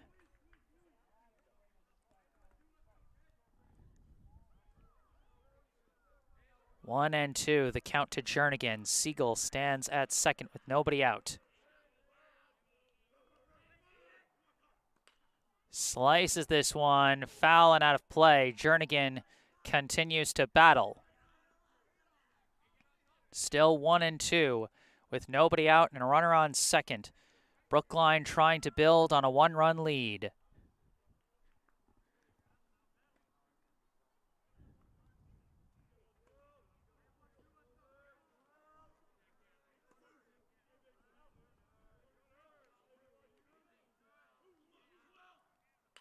Jernigan launches this one deep to left. Left fielder on his horse. Looking back, it's off the wall. Jernigan down to second easily. Siegel's going to trot home. 2 RBI doubles on the day for Connor Jernigan.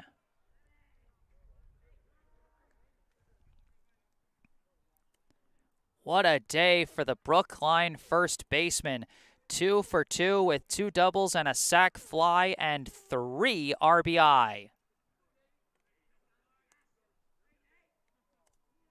Now at the plate, the pitcher, number 11, Nate Kessler. This one skips past the catcher, and Jernigan is going to take third.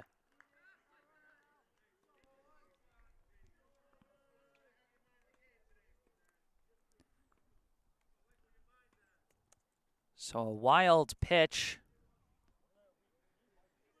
puts Jernigan at third. Still nobody out here in the bottom of the fifth.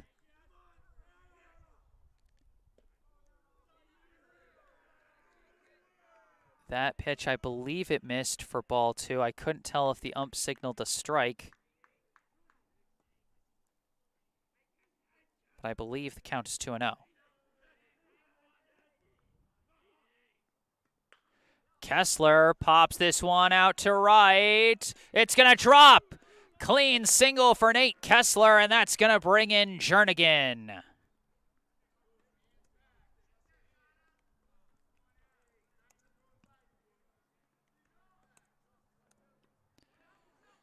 Brookline hanging a couple of runs on the board to help build their lead back up to 7-4.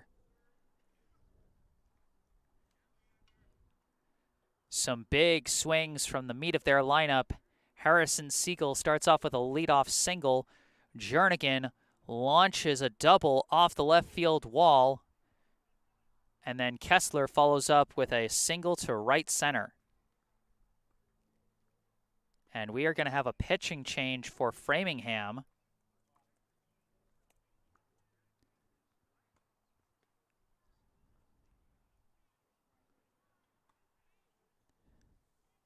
As it looks like this is going to be the end of the day for Brady Levinson, who pitched 2+ innings.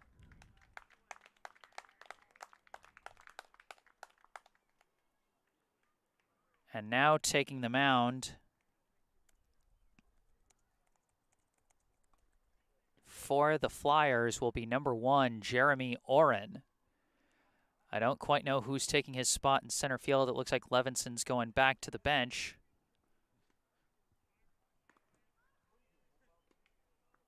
But at some point, we'll certainly see. Due up for Brookline next will be the designated hitter, Leander Gosling.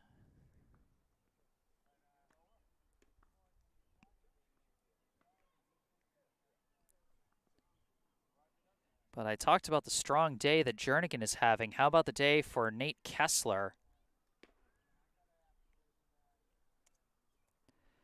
As he's got a pair of RBI hits himself. 2 for 3 with 2 RBI. Jernigan and Kessler proving very deserving of their spots at 3 and 4 in the batting order.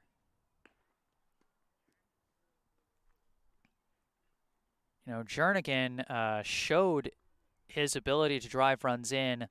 Last year, he drove in 6, one of the top RBI hitters for Brookline, although he was batting about, I think, 260-something for the season. Maybe a little lower, maybe 230. I don't remember off the top of my head. Kessler, meanwhile, was mostly being played as kind of a platoon player, not getting a lot of plate appearances. Now back as a senior, he's being asked to take on a much bigger role for Brookline, and already he's got a team-leading 4 hits on the year.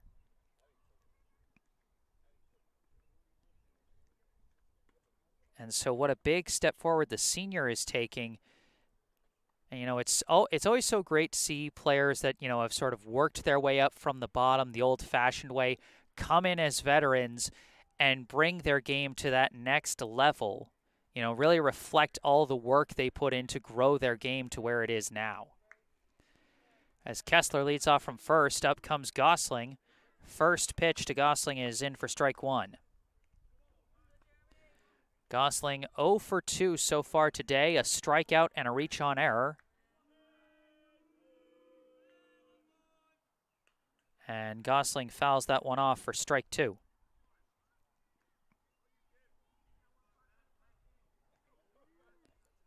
So Jeremy Oren, Framingham's 3rd pitcher. As this one is going to bounce over the catcher's head, and Kessler is going to take second on the wild pitch.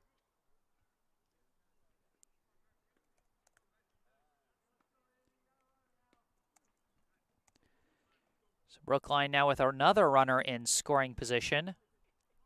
Still no out here in the bottom of the 5th.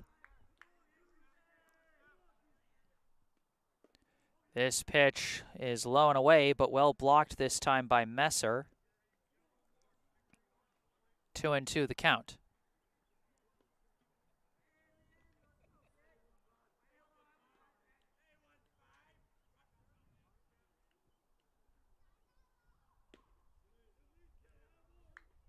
And that one is going to miss, and that's going to be a full count to Gosling.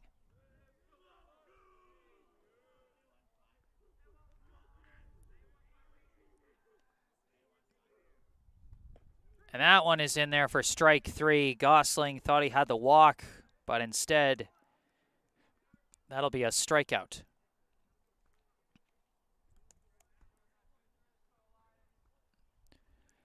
Now coming up to the plate, number 23, the right fielder, Elias Brendel. First pitch inside, ball 1.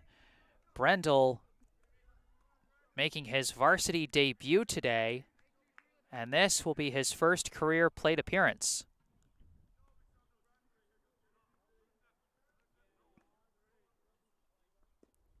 This one comes in for ball 2. Those of you who follow my live streams throughout the seasons, you know he's played some time with the 18U team in the Lou Tompkins League over the summer. Saw some platoon roles there. We'll see what he does here at the varsity level as he takes ball 3. An early hitter's count for Brendel, 3-0.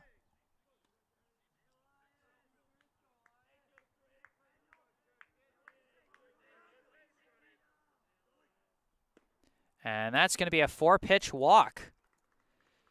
Elias Brendel, in his first varsity plate appearance, gets a free pass to first. Next up is the catcher, number 14, Avery Melton. And Melton slices this one off for strike 1.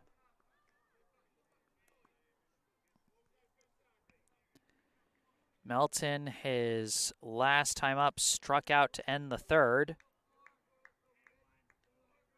Before that, he drew a leadoff walk in the 2nd as he takes an outside ball 1.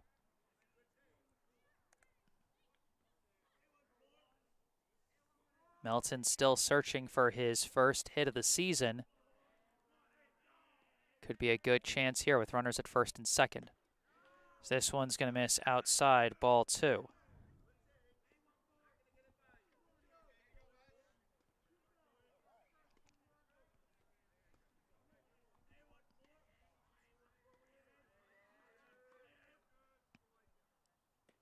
That one's going to be in there for strike 2. 2-2 the count to Melton, 1 out. Kessler at second, Brendel at first.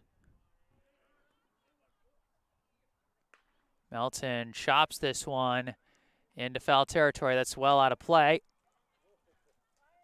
And Melton stays alive.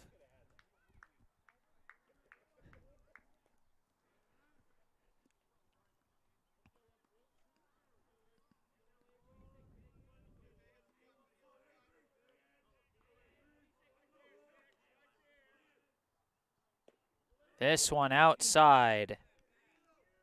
Melton battles his way to a full count. He's gotten a walk. He's gotten a strikeout. He's on the verge of both here.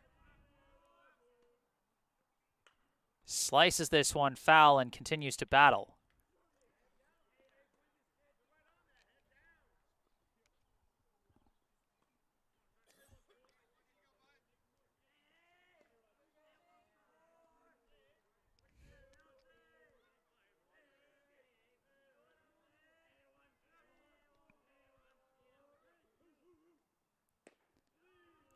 Misses ball 4. Melton with his second walk of the day. We'll see if they pinch runner him again. They sent in a pinch runner last time, but it looks It looks like they're just going to leave Melton to run this time. Now coming up, the third baseman, number 2, Owen Hoffman.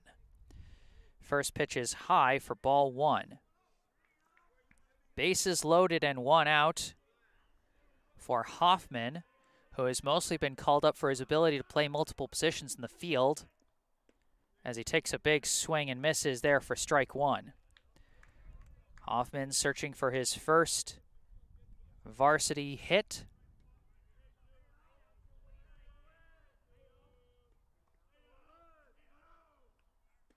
That one's going to be in there for strike 2. Hoffman, so far today, he has popped out to first, and he's reached on an error.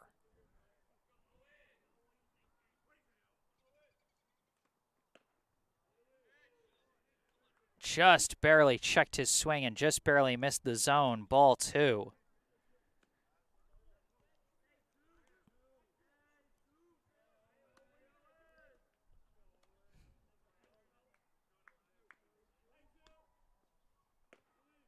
And that one misses as well. Ball 3.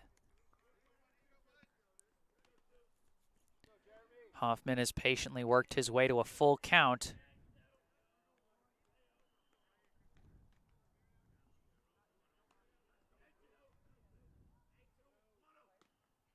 And he fouls this one off to stay alive. Count still full to Hoffman. Kessler at third, Brendel at second, Melton at first.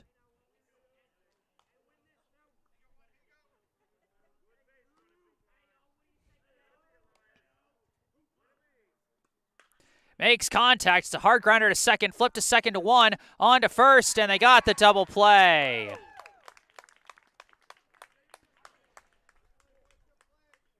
Tough luck for Brookline. Great execution by Framingham as they get out of the bases loaded jam with the 4-6-3 double play.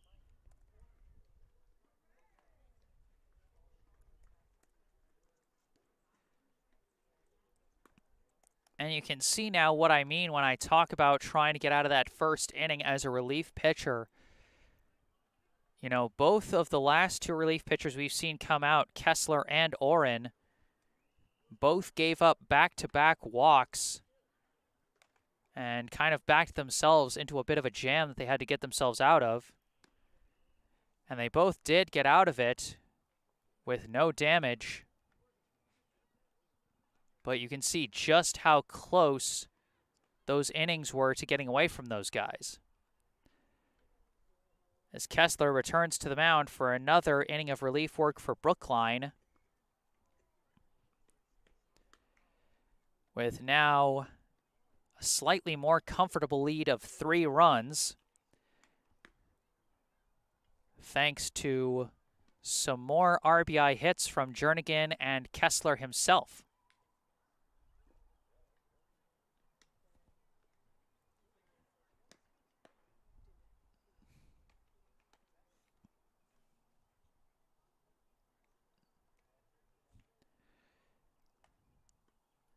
Jernigan with his first 3 RBI of the season. Kessler adding 2 more of his own so far today. Those 2 are now in a 3-way tie with Harrison Siegel for the team lead in RBI with 3 apiece.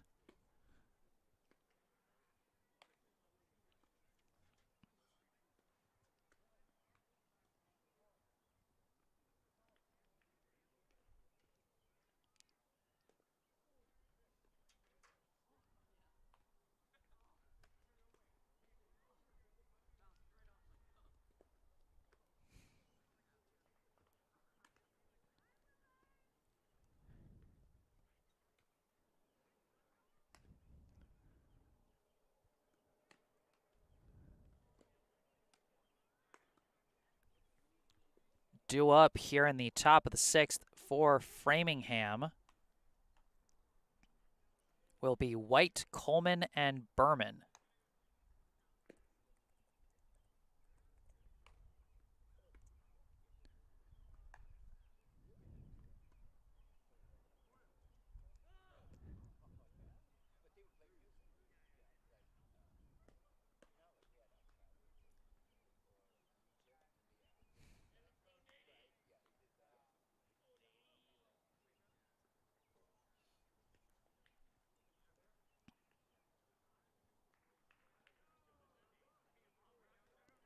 Coming up to the plate for the Flyers, the shortstop, number 11, Robbie White. And that first one is high for ball 1.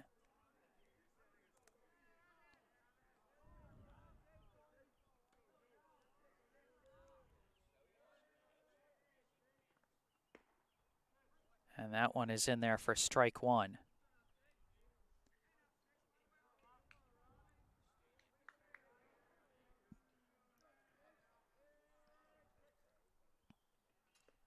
And that one is going to be well inside for ball 2.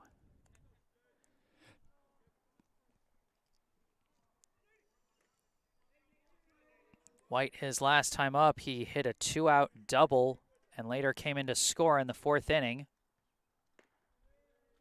as he takes high ball 3.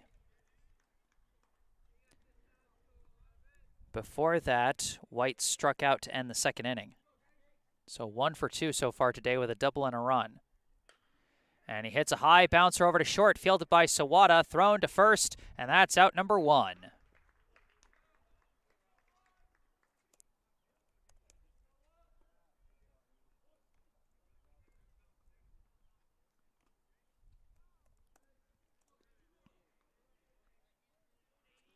Now coming up, the second baseman, number 6, Jace Coleman. First pitch, and he fouls this one. And just barely out of play. Caught that curve of the fence there. And so that'll be strike 1. Coleman, his last time up, he hit an RBI triple and later came in to score. Before that, he drew a leadoff walk in the 3rd and later came in to score. So 1 for 1 with a walk, a triple, 2 runs scored, and an RBI as he takes ball 1 on that pitch.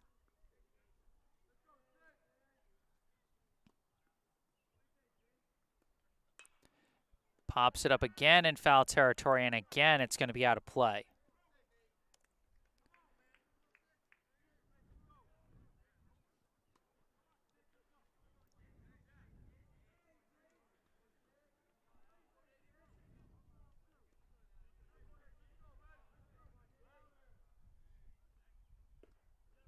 That one misses, ball 2.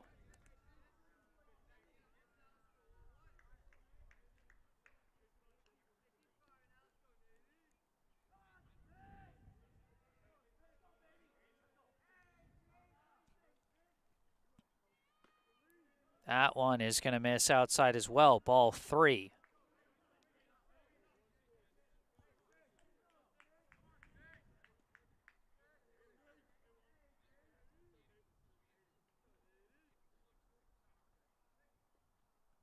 That one's going to sail in high, ball 4.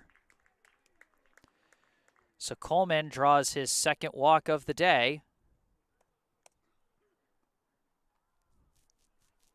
And a brief meeting between Kessler and Melton, and now head coach Brendan O'Connor coming out to meet with Kessler as well. And I don't think this is going to be a subbing the pitcher out kind of meeting. This to me feels like a, hey, get back out there and throw strikes kind of meeting.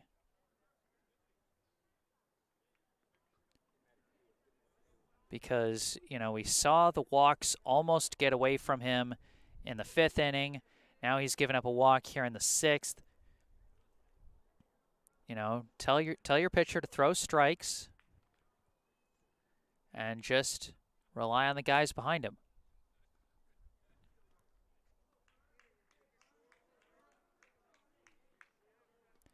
At the plate now, the 3rd baseman, number 2, Josh Berman. First pitch high for ball 1.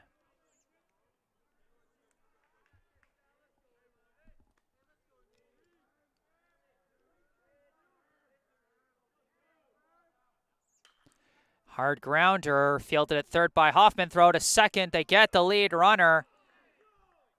And Doctoroff gets tripped up. He was looking for some kind of an interference call, but he's not getting it. It will simply be a 5-4 fielder's choice. And in all honesty, I like the no call of interference there. I don't think Brookline would have gotten Berman at first in that scenario. So even if it's not the result Brookline would have wanted, I do agree with the call there. First pitch to Kyle Chan misses for ball 1. Chan, his last time up, he flew out to left. A great catch made by Ryan Kravitz to end the inning back in the 4th. Throw back to first to check on Berman.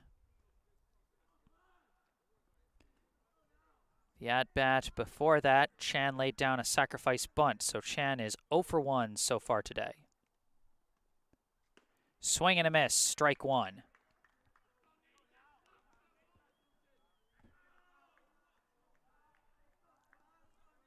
Two down, runner at first.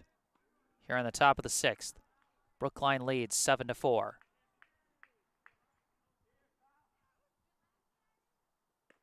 That one is going to miss inside, and the runner is going to take off. The throw is going to come in wide. Well backed up in center by Siegel as Berman takes second base on the delayed steal takeoff.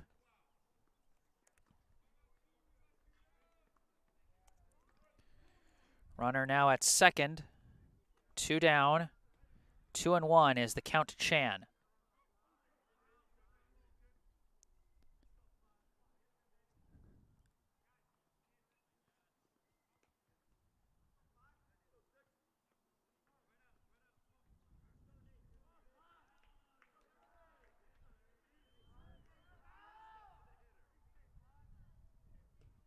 And that one catches the corner, strike 2.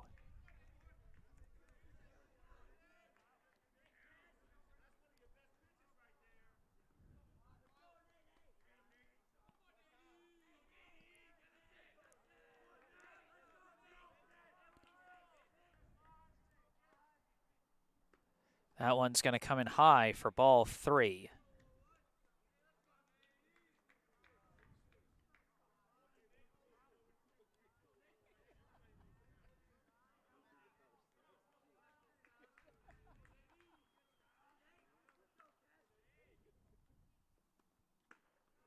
And that pitch is going to be high for ball 4.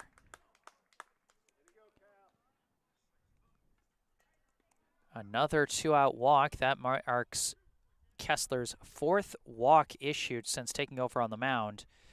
And now with 2 runners on, the tying run at the plate, it is the now the pitcher, number 1, Jeremy Oren.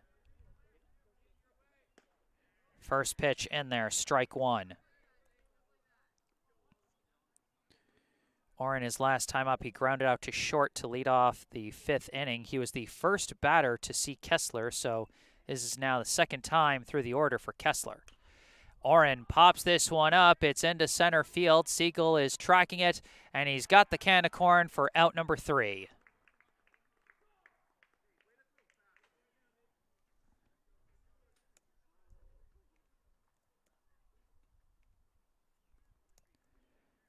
We are 5.5 in.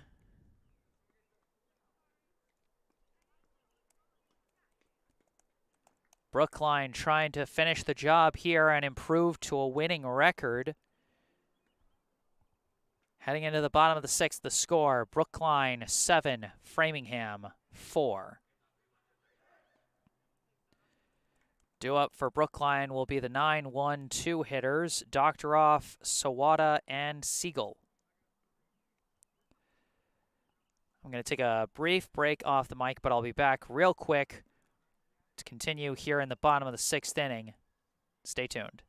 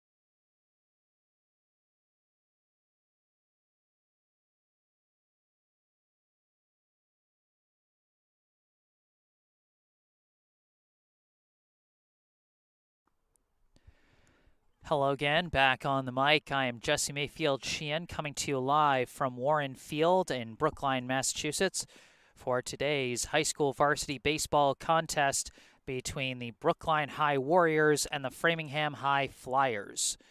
Brookline leading 7-4 as we begin the bottom of the second inning. Jeremy Oren back on the mound for Framingham after taking over in the bottom of the fifth. Leading off for Brookline, the second baseman, number 8, Ben Doctoroff. And he takes high ball 1.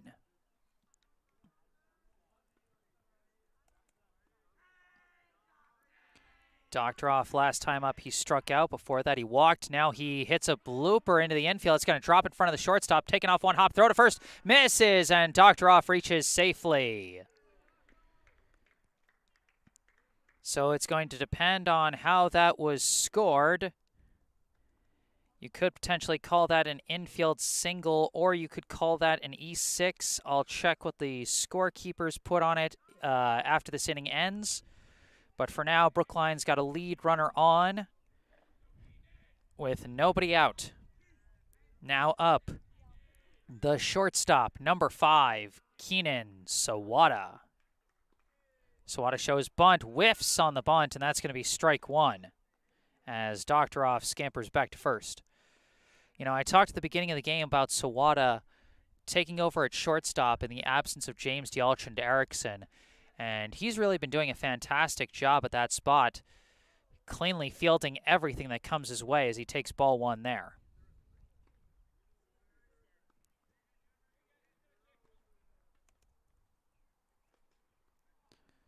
Sawada so far, he's walked and scored, grounded out and popped out, so 0 for 2 so far today as he takes high ball 2. 0 for 2 with a walk and a run scored.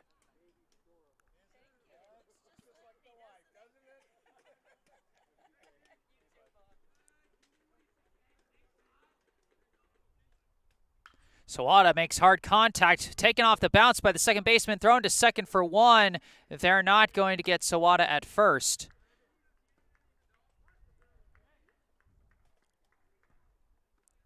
But still a great snag by the second baseman,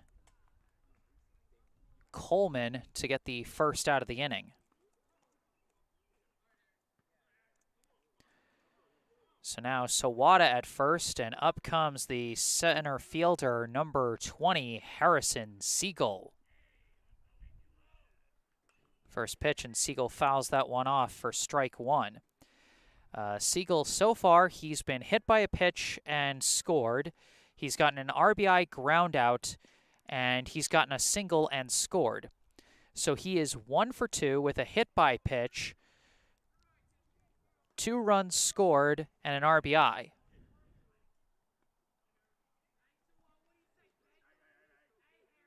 Sawada taking off for second. Siegel swings, hits a grounder, gets away from the third baseman, and Siegel is going to take first. Runners at first and second now. And again, I'll have to double check whether or not they score that an error, but now 2 base runners on, and up comes the hot bat of the day, the first baseman, number 12, Connor Jernigan.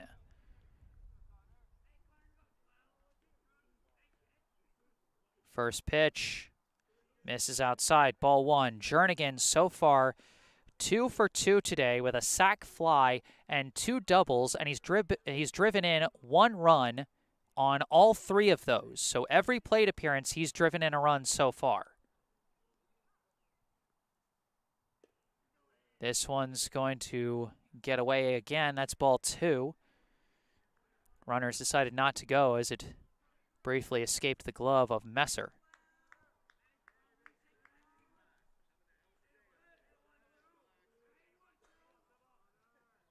Oren steps off the rubber briefly, and Messer goes out to meet with Oren. Brookline leading by 3, trying to expand that lead even further before they go into the 7th. Framingham's got their potential 4th pitcher warming up in the bullpen.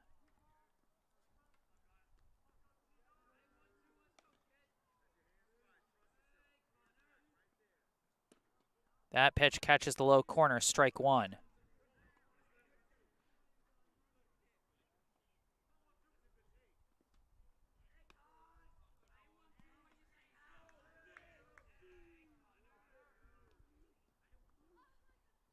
That one skips in low, and that's going to be ball three. Well blocked that time by Messer.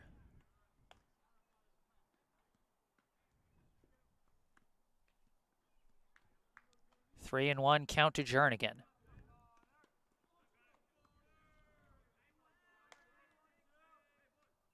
And Jernigan slices this one foul, and that's going to go out of play.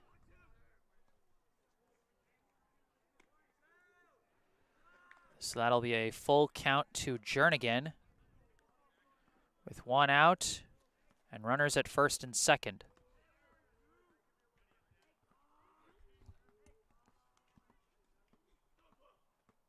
And fouls off another to stay alive.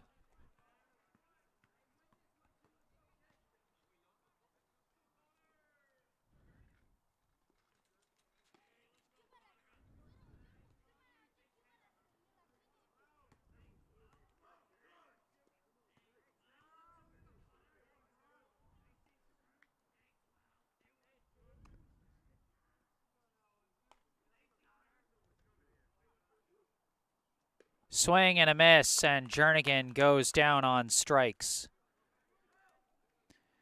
So that will be his first plate appearance to not produce a run so far today.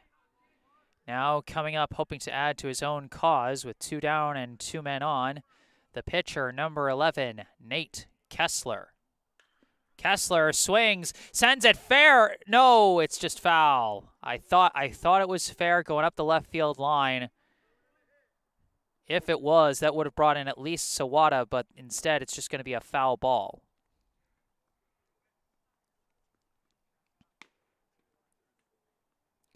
Got another comment in the live chat from Gary Ringel. Great camera coverage.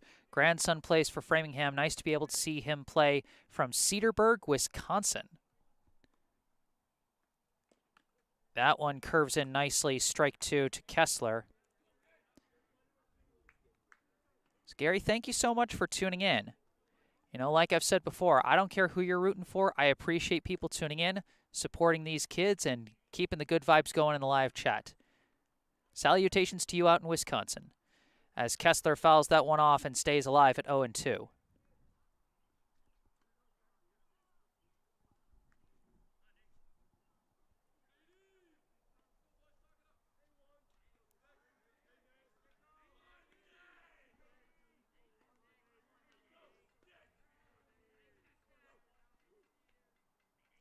Sawada takes off. All runners take off as that pitch comes in low for a ball. Both runners are going to take a steal there. Sawada now at third and Siegel at second, off of what was almost defensive indifference there.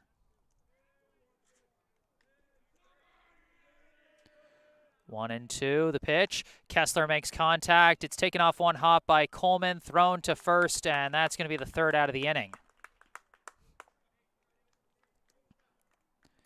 So Brookline not able to add to their lead.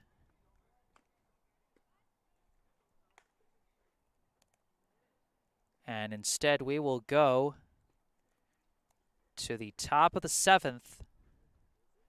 Framingham down to their last chance as Brookline leads 7-4.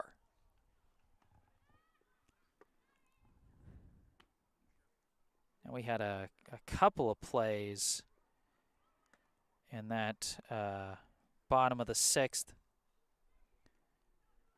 They're going to say Doctoroff got the infield single, which I agree with the call there.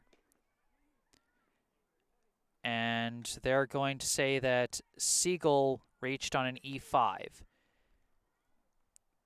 Don't know necessarily if I agree with that one, but I can see the call. Errors versus hits are always so tough. You know, so far be it for me to judge. Kessler back on the mound for Brookline. If he completes this inning and secures the win for Brookline, he will earn a save, because if you finish a game having pitched 3 innings of relief, regardless of circumstance, you earn a save.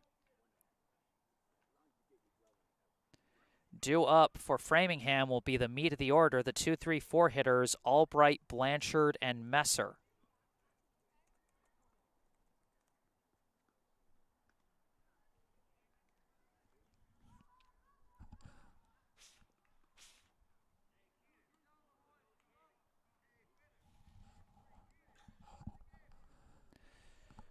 First, coming up to the plate for Framingham, the right fielder, number 13, Noah Albright. First pitch misses high and away, ball 1. Kessler has had some struggles so far in this relief outing with finding the zone. He's issued 4 free passes, as that one comes high and inside for ball 2.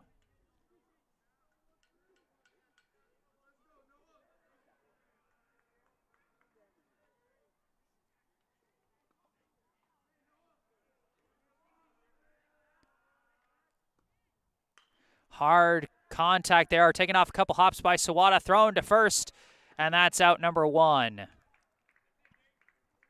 Again, great job Sawada has been doing, taking over at short. Just continuing to display the versatility he's got in the infield. His regular spot is at second base. We've seen him play third in some games last year, and now today playing short and playing it well. Now at the plate, the first baseman, number 10, J.J. Blanchard, and he takes strike 1.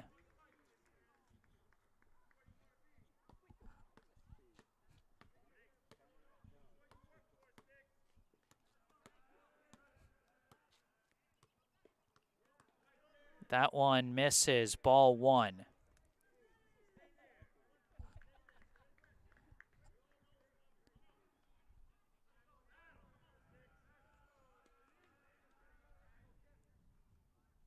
Swing and a miss, strike 2.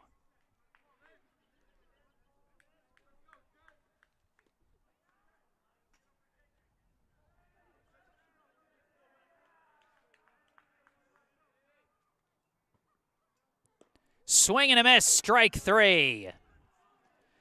Just like that, Framingham now down to their final out, as up comes the catcher, number 9, Lucas Messer.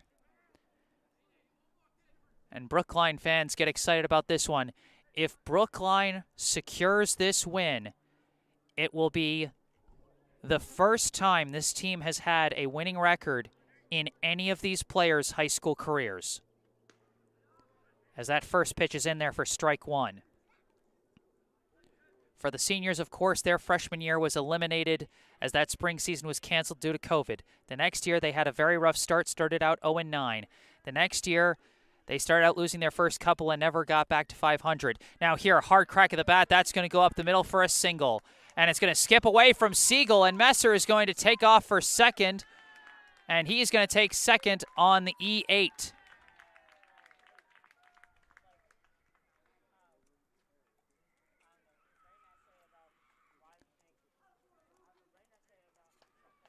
So this game is not over. So don't celebrate just yet. Now I'm actually not sure who's up at the plate right now, as this would be the sub in for Levinson. Is that pitch in there for strike 1? Trying to see a number. I think it's 27.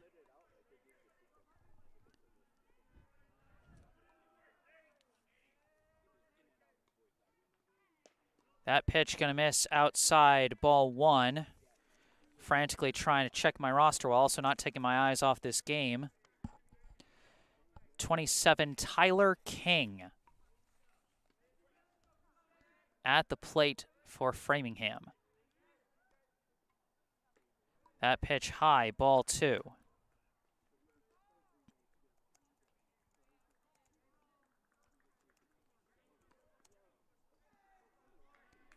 Two down, runner at second.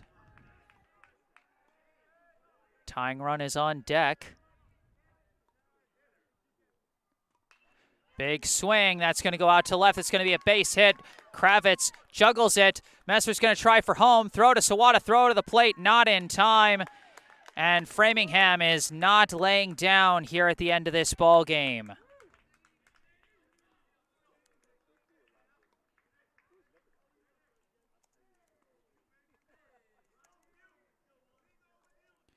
Runner at first, 2 down. 7-5, now the score.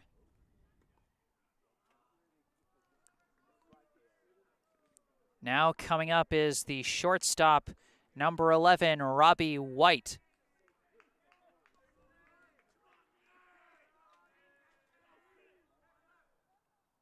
First pitch in there, strike 1.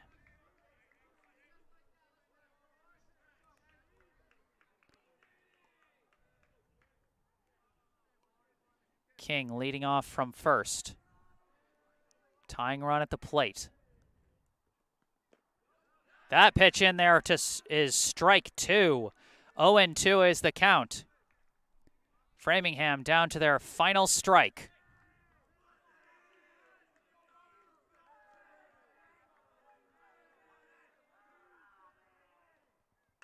Makes contact. That's going to go out to left, and that's going to drop in. Kravitz snags it off the bounce. But again, Framingham continues to fight.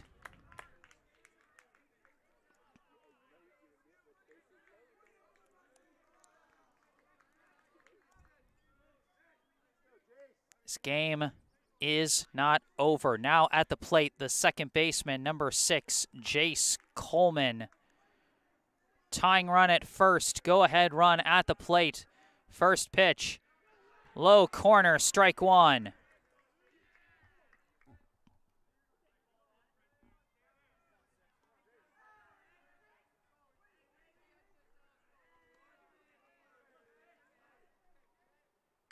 Makes contact. It's a hard grounder. Fielded by Sawada. Flip to second. Brookline wins!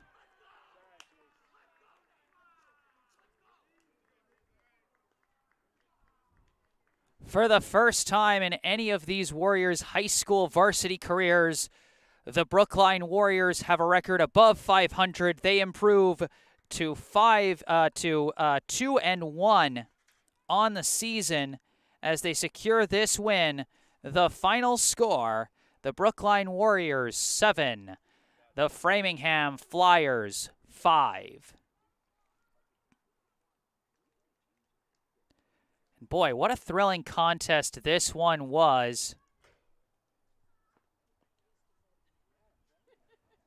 As, you know, give credit to Framingham. They continued to fight right up until the final out.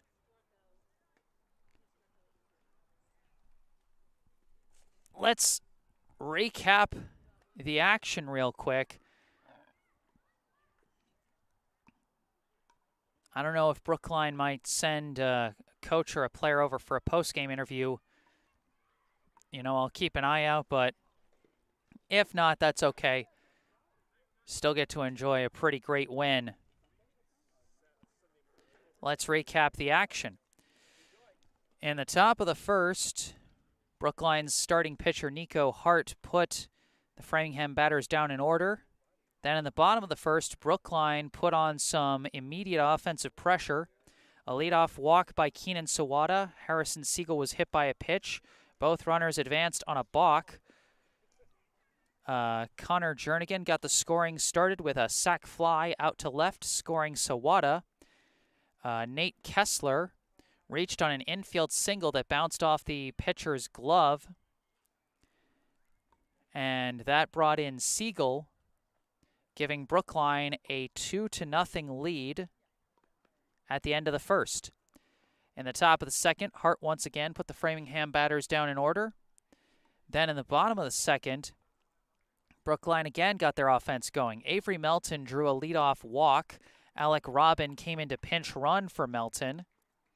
Owen Hoffman tried to lay down a sac bunt, but ended up reaching on an E1. So that put runners at first and second. Then Robin went to steal third, reached safely, and the throw from the catcher bounced past the third baseman into left field, and Robin, no hesitation, hopped right up and raced for home to score Brookline's third run while Hoffman advanced to second. Ben Doctoroff drew a walk, and then after a ground-out advanced both runners, putting them at second and third with one out. Harrison Siegel got an RBI ground-out that drove in Hoffman. And then Connor Jernigan came up with a big two-out double to left that drove in Doctoroff, and that gave Brookline a big 5-0 lead at the end of 2. But then Framingham, immediately after that, started fighting back. In the top of the third, Jace Coleman led off with a walk. Josh Berman followed up with a pop-up that the pitcher lost in the sun. That put 2 runners on, and then after a sac bunt, a line out to center failed to advance the runners, but then a 2-out double by Noah Albright brought in both runners to make it a 5-2 ball game. In the bottom of the third, Brady Levinson took over on the mound for Framingham and put Brookline's hitters, not down in order necessarily. There was a reach on error, and then a double play ground out, and then a strikeout. Then in the top of the fourth, Framingham continued to chip away at the Brookline lead. Lucas Messer led off by reaching on an E5 and then stole second, but he was later thrown out trying to steal third. But then with 2 down, Robbie White hit a double, and then Jace Coleman hit a triple out to right to drive in White. And then Josh Berman got a single up the middle, I believe, that drove in Coleman. So just like that, it was a 5-4 ball game. In the bottom of the fourth, again, the Brookline hitters went down in order. In the top of the fifth, Nate Kessler took over on the mound for Hart after a hard-fought 4 innings from the starter who would go on to earn the win as he pitched a full 4 innings as a starter, left with the lead, and his team kept the lead. Kessler took over, gave up a pair of 2-out walks, but still managed to get out of the self-inflicted jam to maintain Brookline's 1-run lead, and then Brookline extended that lead in the bottom of the fifth. Siegel led off with a single down the third base line. Jernigan followed up with an RBI double after Siegel stole second. Then Jernigan advanced to third on a wild pitch. Kessler came up and got an RBI single to right center to bring in Jernigan. Then Kessler advanced to second on a wild pitch. Brookline got a pair of 1-out walks of their own to load the bases with 1 out, but a 4-6-3 double play ended the threat. In the top of the sixth, a pair of walks again caused Framingham to threaten, put runners at first and second, but they were not able to score anybody. In the bottom of the sixth, Brookline threatened an infield single, a fielder's choice, and a reach on error. And then a pair of steals put runners at second and third with 1 out, but Brookline unable to add to their lead. And then in the top of the seventh, after 2 quick outs, put Brookline on the doorstep of victory. Framingham started to rally as Messer hit a single and then went to second on an E8. And then Tyler King came up and hit an RBI single that brought in Messer. And then Robbie White got another single, putting runners at first and second with 2 down. And the tying run now on first. But then a ground out into a fielder's choice ended the game. And thus, Brookline secured the win. So that is going to do it from Warren Fields here in Brookline, Massachusetts. Remember, if you enjoyed this live stream, be sure to hit that like button and subscribe to the channel to stay up to date on all my upcoming live streams, including 2 more baseball games this week and plenty more in the weeks to come. So be sure to stay tuned for those by subscribing to the channel. If you got anything to say, I encourage you to say it in the comments section down below after the live stream has concluded. Also, go down below to the description section of this video where you can find all the information you need, website and phone number for our local charity spotlight, the Brookline Education Foundation. Find out how you can contribute to their various grants to help support our town's educators and through them, our students. Also, check out the bottom right corner of your screen. You'll see the URL to my personal website, jessesports.com. You can find out more about me, the freelance sports broadcasting services that I provide for various teams, and how you can commission those services for your favorite team. Below that, my email address, jgms88@gmail.com, if you want to contact me directly with any questions or requests you may have. And then below that, the URL to my Instagram account, instagram.com/jgms88. Follow me on Instagram where I post highlights from previous live streams. But for this live stream, that is going to wrap things up. The final score, Brookline 7, Framingham 5. I am Jesse Mayfield-Sheehan from Warren Field in Brookline, Massachusetts. Thank you all for watching, and have a good night.